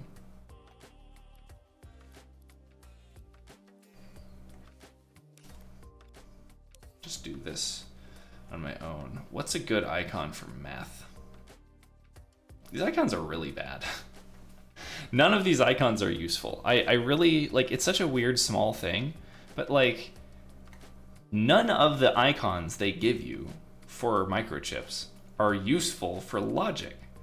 There's nothing, none of these icons resemble any of the icons you use for math or logic or, you know, emitting or like whatever. It's like I want to group things up based on their function within my logic, and nope, you can have just puppets or like this icon, or it's like, why any of these? Like, some of them I kind of understand.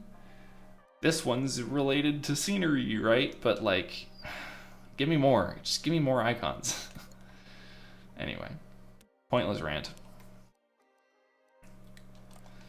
End up just using that for math all the time. So we'll have our taxicab cosine and taxicab sine, where taxicab sine will just do that addition like I mentioned.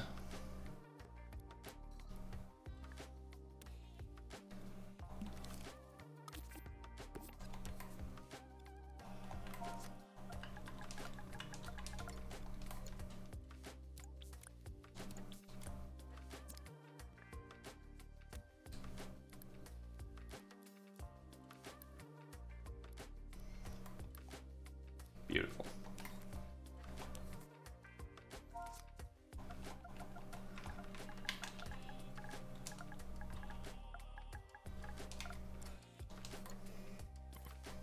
Okay, so I can now use those over here. So I do have to scale them somewhat, but that I just have to scale T and scale the output. Which is pretty easy. So the T value is going to be, well, let me take a step back here. Let's start by making some room for the iterator that we're going to be doing. So we're going to be doing rings around the thing until we get the distance that we want. Now, The actual maximum distance is going to be the taxicab distance between the sensor and the beacon, which is very easy to calculate. I have to calculate that in a second, but let's start by grabbing one of those iterators that I love to use so much. The total number for this one is going to be the taxicab distance to the beacon. Then after that, within each ring, we have to like iterate through however many steps there are per ring. Now I think that this actually just kind of works out to the index of the ring that we're on. Like, I think it's actually pretty straightforward. What I mean by this is, if I'm up in taxicab world up here, you know, and I'm stepping around all this stuff. Here, let me just draw in red on this. If I'm doing this ring, the ring at taxicab distance 2, right, where I go 1, 2. The question is, how many of those are there in that ring? And you can see that we have like convenient groups of 2, 2, 2, and 2 there. If we were out on 3, then they would be groups of 3 and so on. And so the total number is just the like length of the ring times 4. So that's all there is to it. Taxicab distance is real convenient.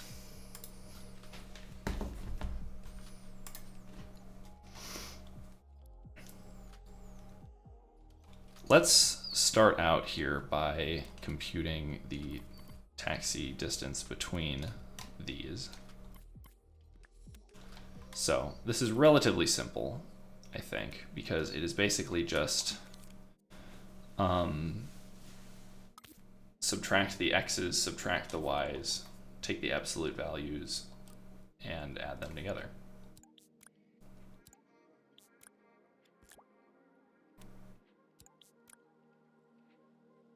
The absolute values are important because otherwise, you know, you're talking about distance. There is no negative distance.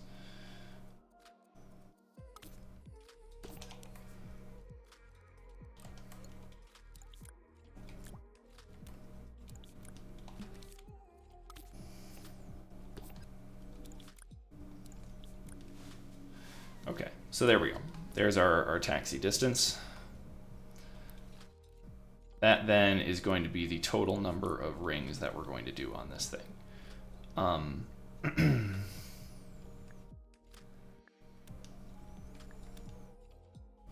We're going to step to the next ring when we receive, let's see, we need our wireless transmitter and receiver pair for this next ring.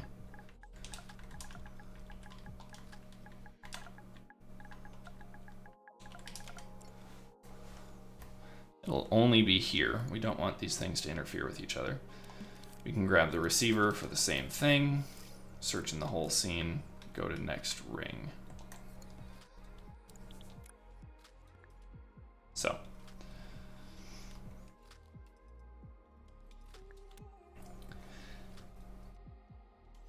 What we're gonna do then, I guess, is we have to take our taxicab sine and cosine here.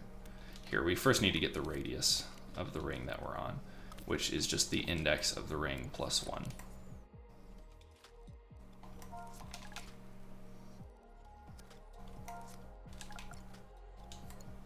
Did that take?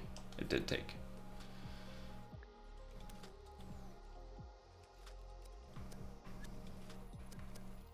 Sure, whatever. I swear I undid something that I didn't mean to undo. But can't find what it is, so we'll just pretend it didn't happen. So that is the overall radius. So we're going to start at a distance of 1, then 2, then 3, then 4, etc. We need to do, you know, the number of things that we're going to do, as I said, is going to be this times 4. That's how many spaces we're going to visit, basically.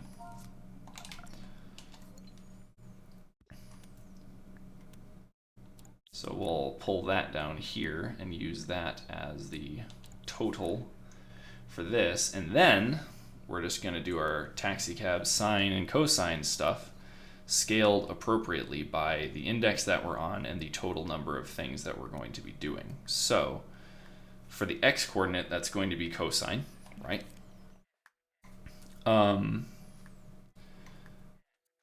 What we need to do is divide our current index by the total number of spaces that we're going to be visiting. So that way, if we have 4, t will go 0, 0.25, 0.5, 0.75. Then when we have 8, it'll be 0, 0.125, 0.25, 0.375, etc.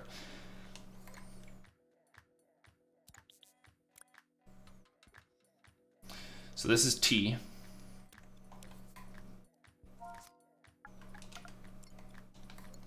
Label it as such.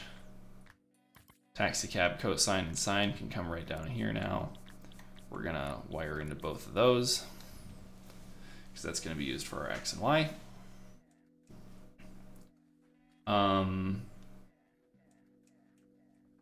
The output of that needs to be scaled up by the radius of what we're going for here. Because otherwise it'll just be going from 0 to 1, and we want it to go from like 0 to 4, right? If we're at radius 4. Yeah. So our value here is going to be multiplied by the radius.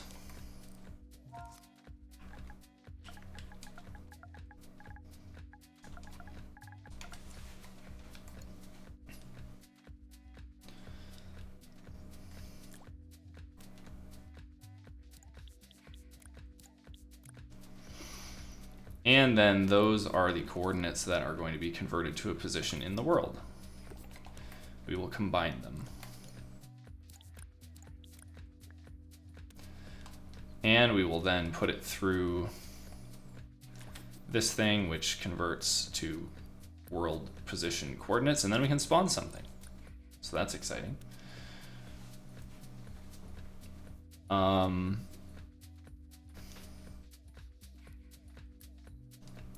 What we're going to spawn remains to be seen. I guess I should probably do that soon. But first, let's... Was there something else I needed to do here? Maybe not. Let's go ahead and make the thing that is going to represent a visited space or a scanned space. Let's go into sphere mode, turn on grid snaps that I am exclusively working at the origin here.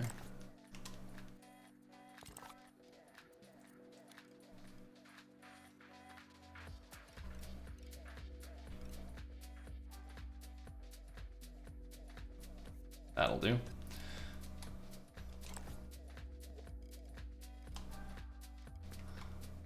This is going to be a visited space, and I need to change the sort of colors and properties of it because we're going to make it glow.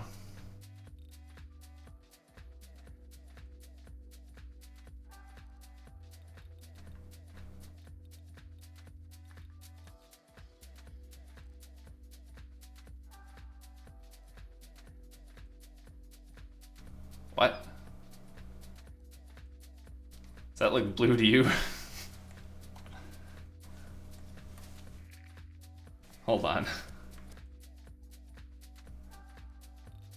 There's weirdness with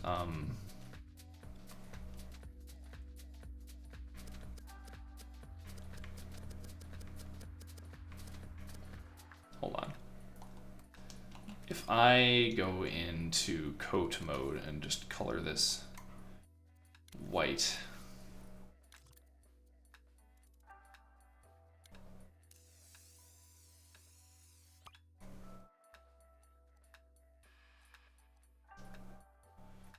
then can I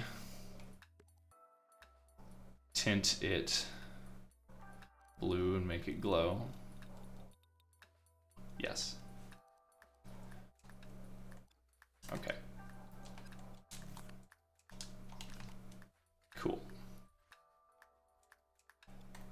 So we're gonna put an emitter on this thing.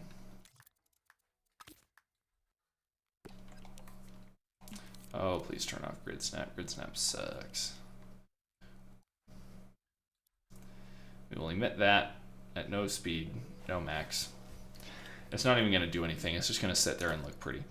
So those will be spawned at the position we have now calculated. And that will be powered on when this use thing goes live. It occurs to me that on next we need to reset this thing, you know, all that goodness. I don't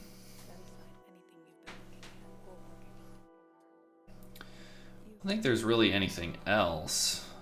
The main thing would be that when this is done, we need to pipe that into next ring, and on next here, we actually need to do next space. We need another wireless transmitter for iterating this iterator. Come on, what is taking so long? Hi, Drinkwater. Thanks for the reminder. Dreams doesn't like to rename things tonight, it's fine. I hope you are doing well. We are very close to giving this program a test run and hopefully seeing some really fun stuff where it like scans around in a circle and marks out a bunch of spaces, and should be good, should be good.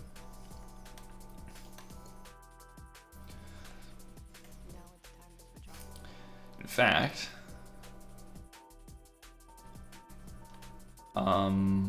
is it spawning all of them right here specifically? It seems like it's getting brighter. Am I crazy? I don't think so. I think it's spawning all of them in the exact same place. So that's not ideal. Why would it do that?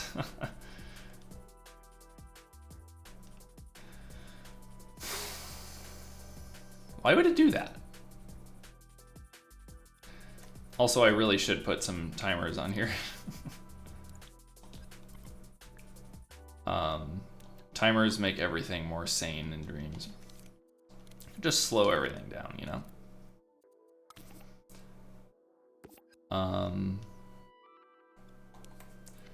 Let's see, we're going to do probably just 0.1 seconds though, real short.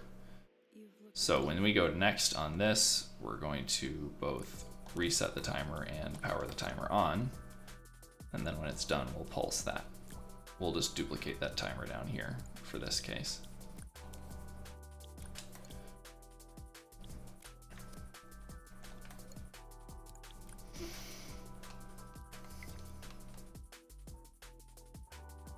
This doesn't help me understand why they're all spawning up in the corner.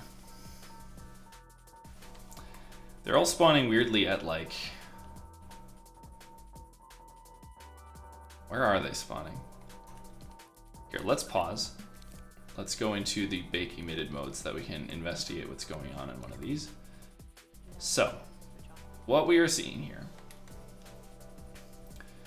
12, 14, 10, 16, those should hopefully agree with my problem statement here.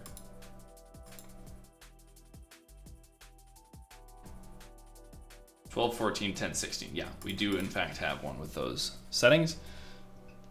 The eventual taxi cab distance, let's see. 14 minus 16, negative 2. The absolute value here comes out 2. The distance between them ends up being 4. Which I believe to be accurate.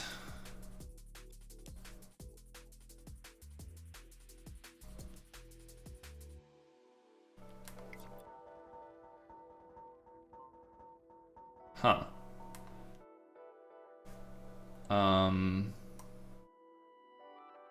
Oh, I'm dumb. But that it still doesn't really answer my question here. So let's see. We've got 4. Oh. Yeah. No, I'm not adding that to our current coordinates. I got an offset only. That's my issue. So it was like setting everything up around the origin because first of all, I'm not even stepping to the next thing at all because I didn't wire that into the right port. Fixable.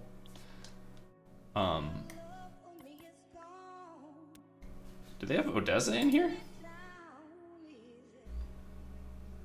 Wow. This is like an actual song.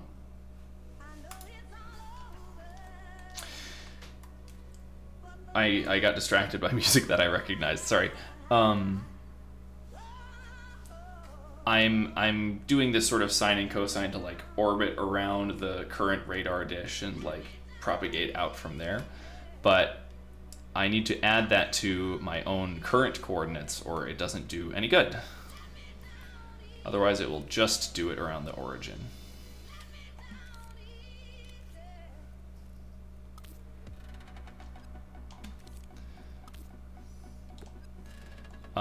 Let's pull these two together into this.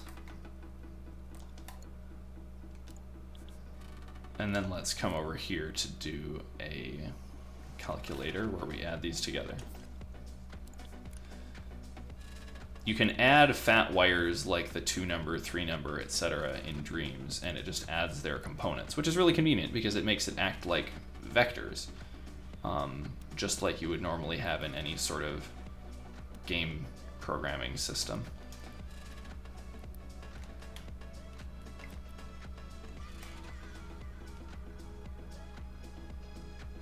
Okay, this is incomprehensible, actually. Also, I feel like it's just wrong. We're not getting stuff spawning close to individual beacons. It's like spreading out too far. So...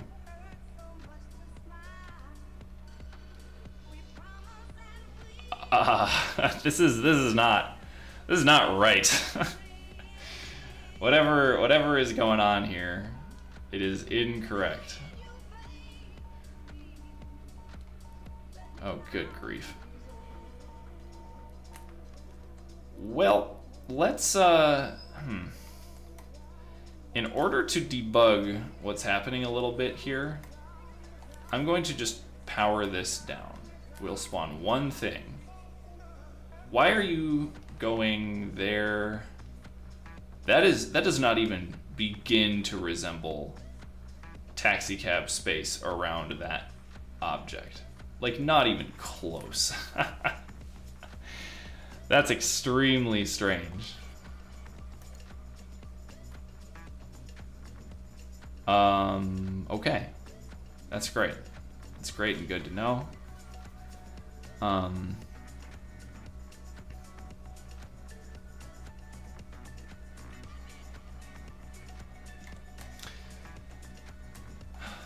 Let's see. Let me start by probably making my logic here a little bit more sane for when I'm allowed to actually use values from these iterators, avoid some off by 1 frame issues.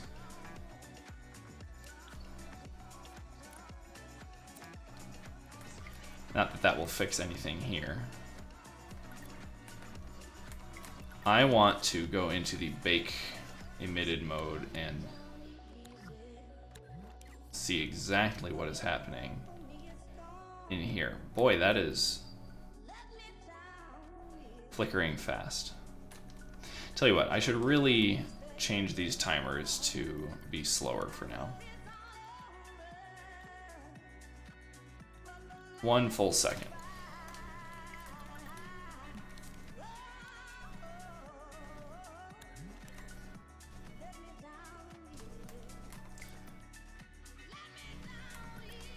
So I should be able now to see, like, for example, what the coordinates are. Wait, what radius are we at? That's not the radius. Good grief. That's not the radius at all. That's a horrible bug.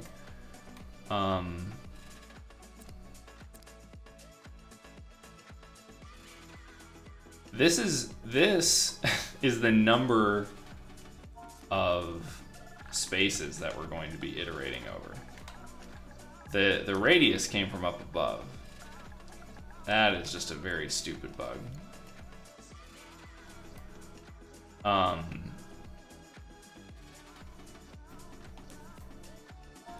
Name this radius to avoid confusion.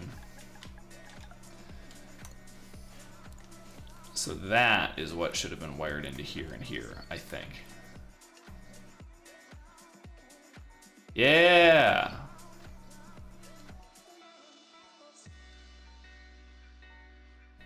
There are some weird delays, but you can see this like scanning around in taxicab space. What is that delay? What is that delay though?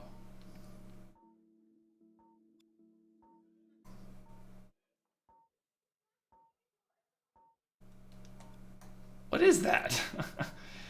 That is very weird.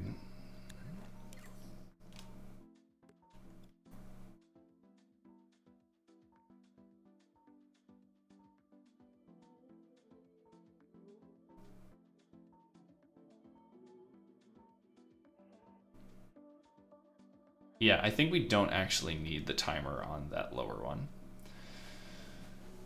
Also, we need to significantly shrink the object being emitted here.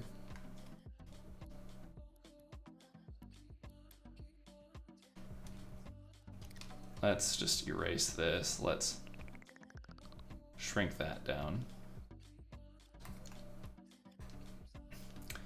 Let's get rid of this. I don't think that's necessary. Let's speed this up now that we've seen it kind of working. I'm sorry. A what? So that just massively broke it. Sure, why not? Why not massively break it? You know, I didn't actually change anything, but why not break it? Surely it's not actually sensitive to this timing, right? Oh no. Why is it sensitive to that? Why is it sensitive to that? That doesn't make any sense. And there's these weird delays.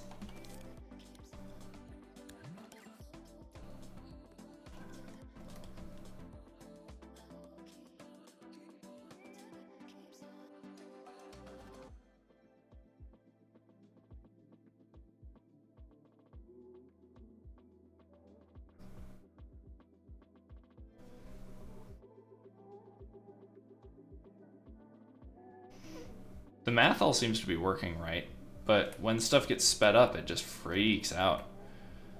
Now, I mean, first of all, I guess this should probably be the thing wired into here and here instead. But like, does that really make the difference?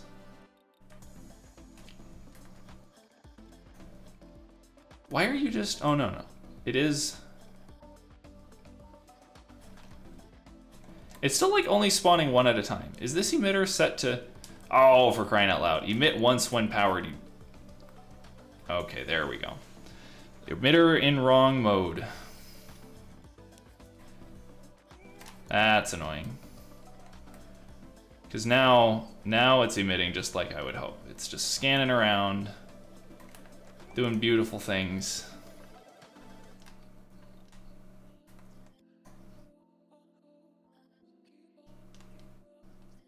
Yeah, that's what I wanted it to do.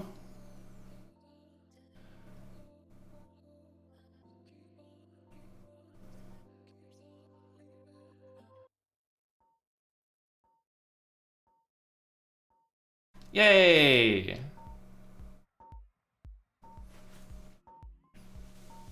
Awesome. So this allows you to see every single beacon's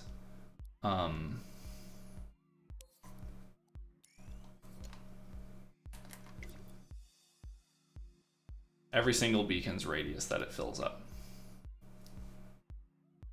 Oh, that's so nice!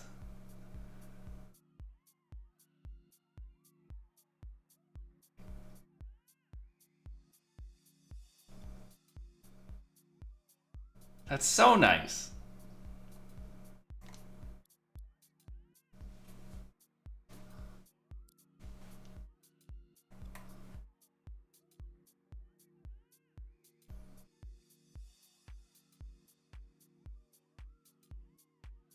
I probably need to make them dimmer.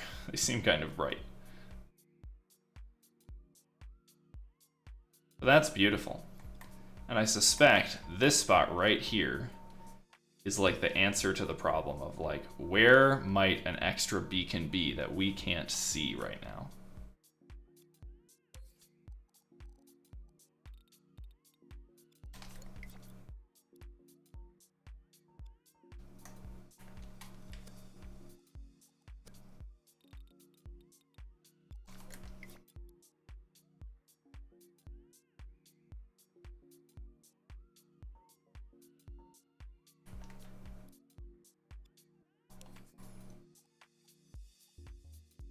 See, this should not be collidable. I don't want it to interfere with the beacons.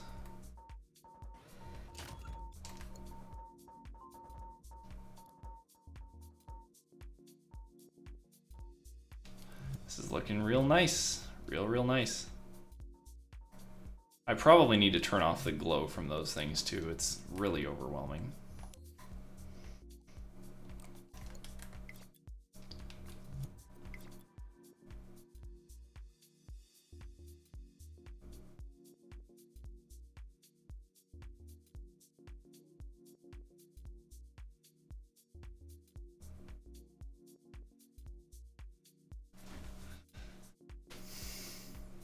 Oh, very pleasant. I wonder if I could speed it up. It's a little slow. Can I make this like 0.05?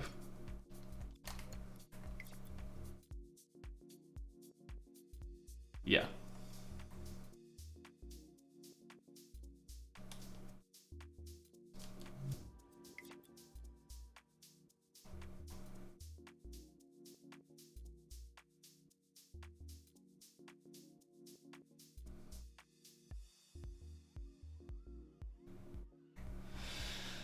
This is cool. This is cool.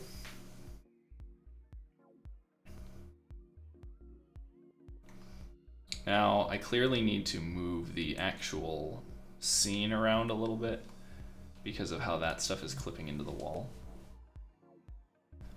Let me make sure precise move is on.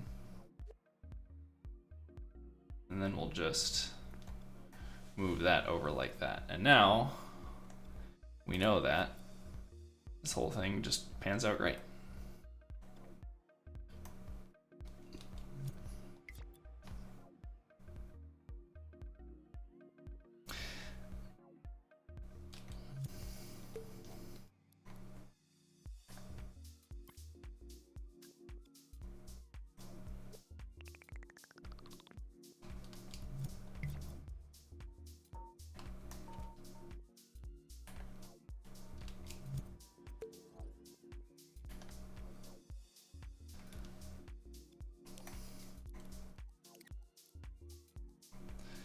Make this smaller. It's just so... It's just kind of too much to look at.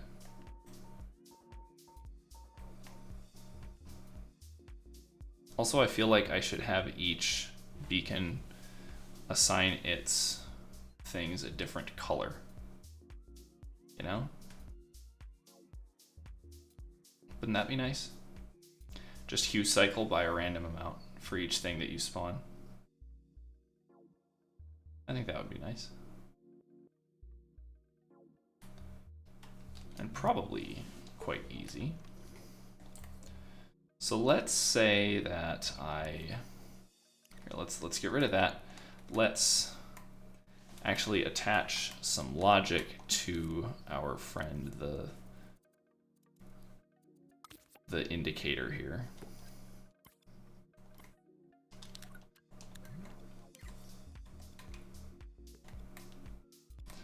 Let's put a tag on it and all sorts of good stuff like that. Actually, hold on.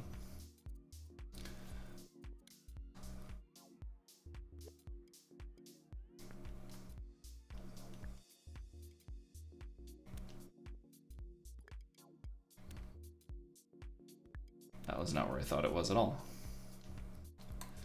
That's better though. If I throw a tag on this that is indicator, then I can detect that using some other stuff, so that'll be nice.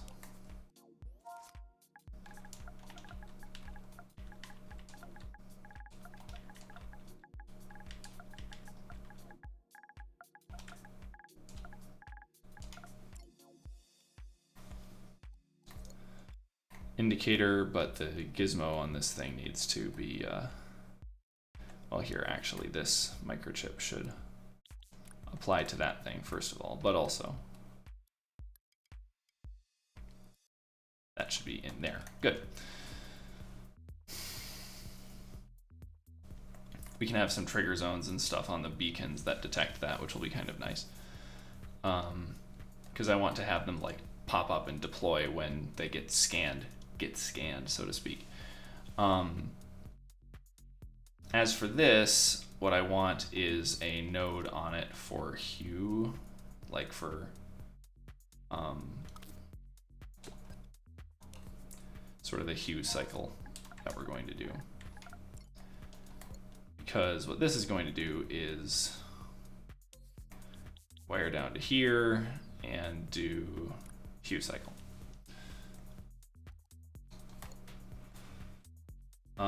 What are the values for hue cycle? It's degrees. Okay.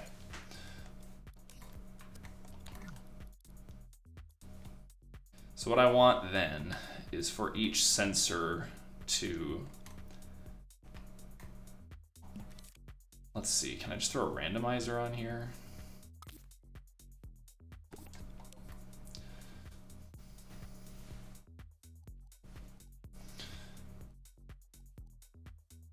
That was no repeat. Yeah, I actually do want to shuffle. And let's see here.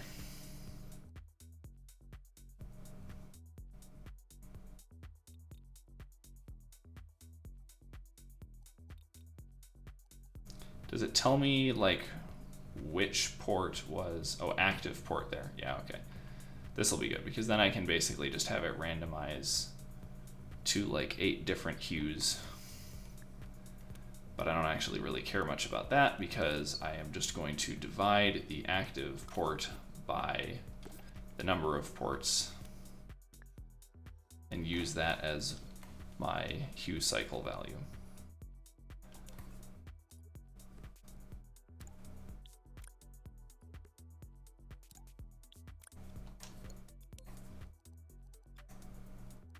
Divide.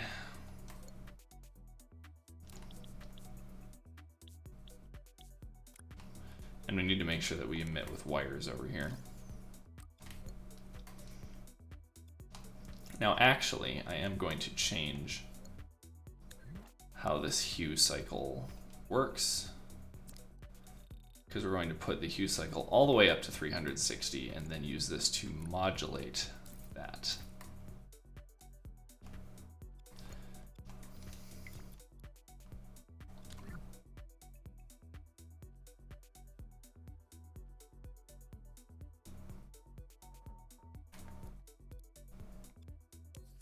Is this not attached to anything anymore? Haha, brilliant. Can't even see anything anymore. Are all the dots below the ground? Yes, and they're all the same color, so rip me. That's horrendous.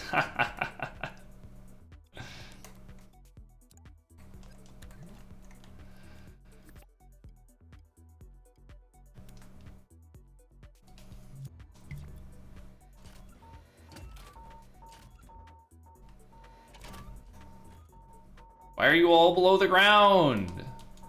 Why? Why though? That's terrible. You should feel bad. There we go. Now it's at least spawning them above the ground. Now, it's still not hue cycling the way that I want it That's so many wires. I'm gonna get absolutely shredded by the logic thermo here. That's horrendous. That's horrendous. Yeah, that's beautiful. Let's see.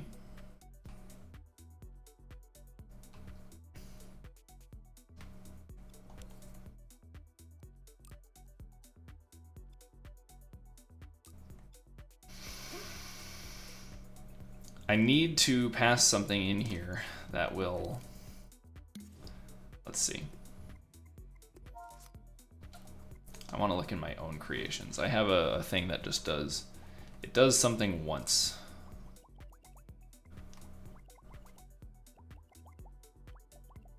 Come on, where is it? I need the onceler.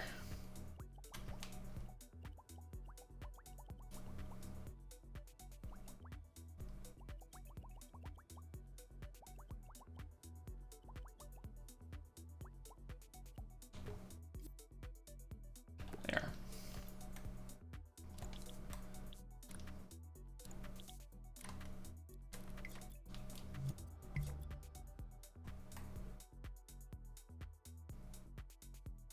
Well,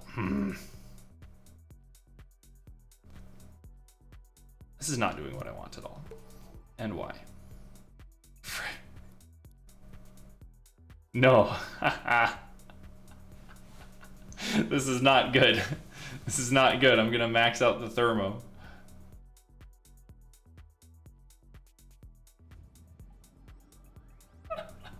That's terrible. That's terrible. Okay, well, who could have seen this coming? Who could have expected that this would be a problem?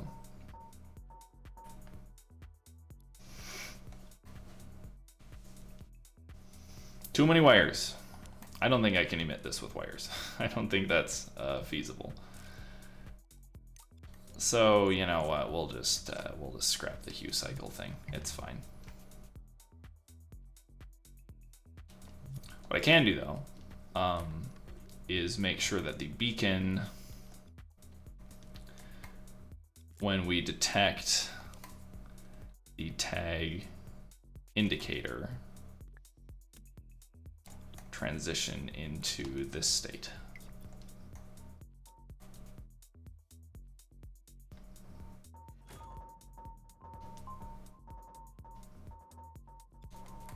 I think that perhaps my problem is that this should be looking everywhere. Maybe not.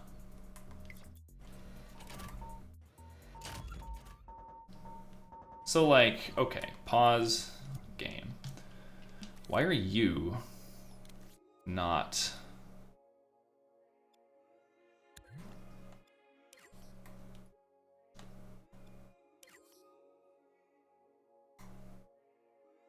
Why are you not detecting the indicator that is like right under you?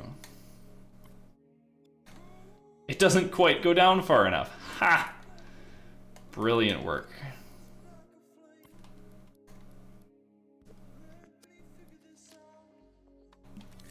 Brilliant work. Also, get out of here, Grid Snap. Nobody likes you.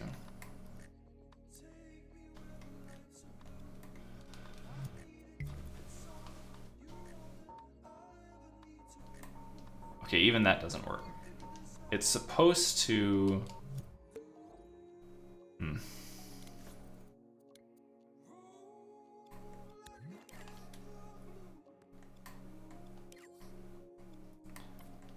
Okay, for real, why are you not detecting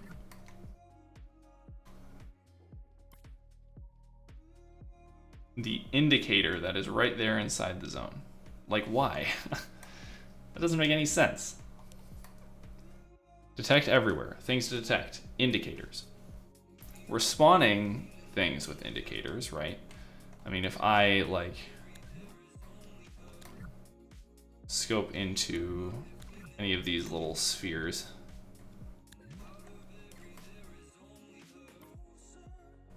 Oh no, that's busted. Okay.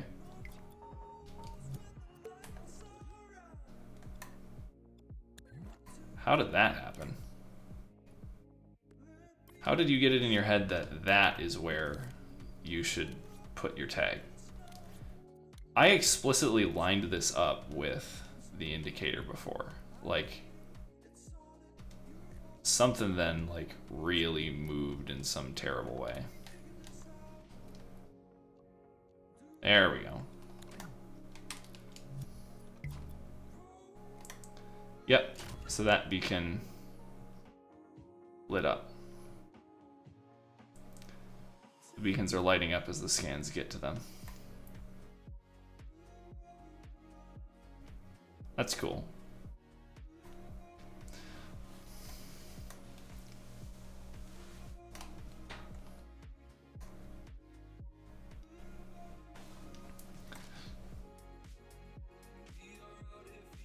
Very nice. Very nice. I'm gonna go out on a limb and say that this spot right here is the spot that the problem is angling toward in part 2. I'm not gonna get to part 2 tonight, but I'm gonna guess that that's the spot. Because that is where despite all of these beacons, like, you know, all these sensors can find all these other beacons, but that spot is the only spot on the grid that is open.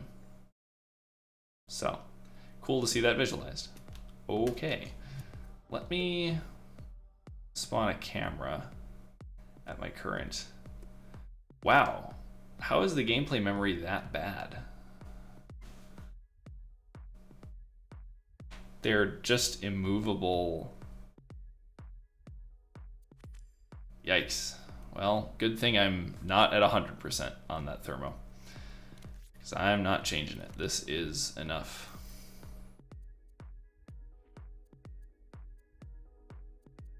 Where camera? There, camera.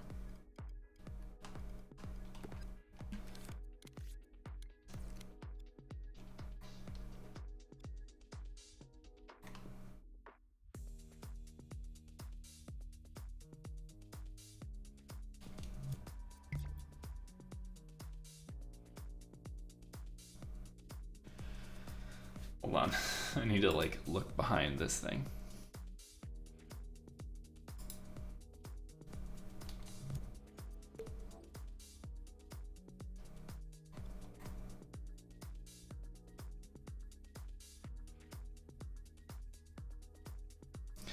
That'll be good enough, I think.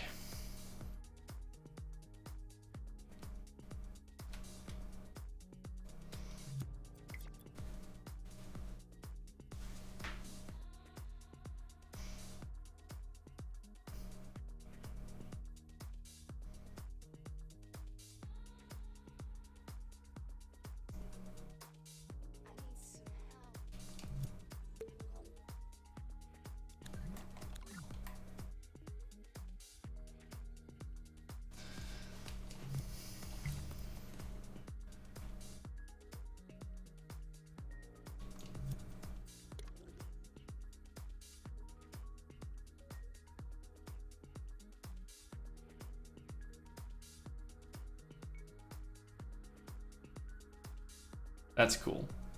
That's just really nice.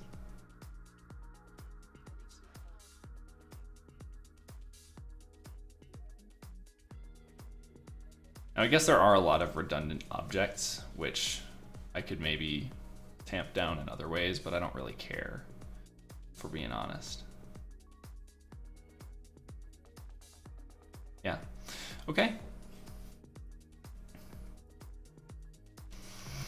I'm gonna call it there, to be honest. I think that this is basically all I wanted to do with this. We're gonna put that on the internet.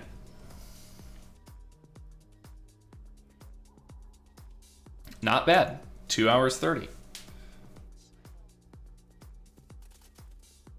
My internet bad? My internet seems fine. Stream server's bad? PlayStation's just being weird, man. Okay. Let's do a little bit of housekeeping, adding it to the collection and such.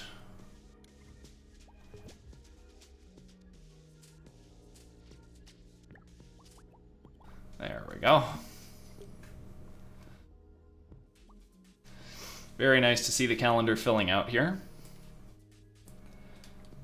And then the only other thing is to jump over to the spreadsheet where we're tracking how long it takes me to do all these.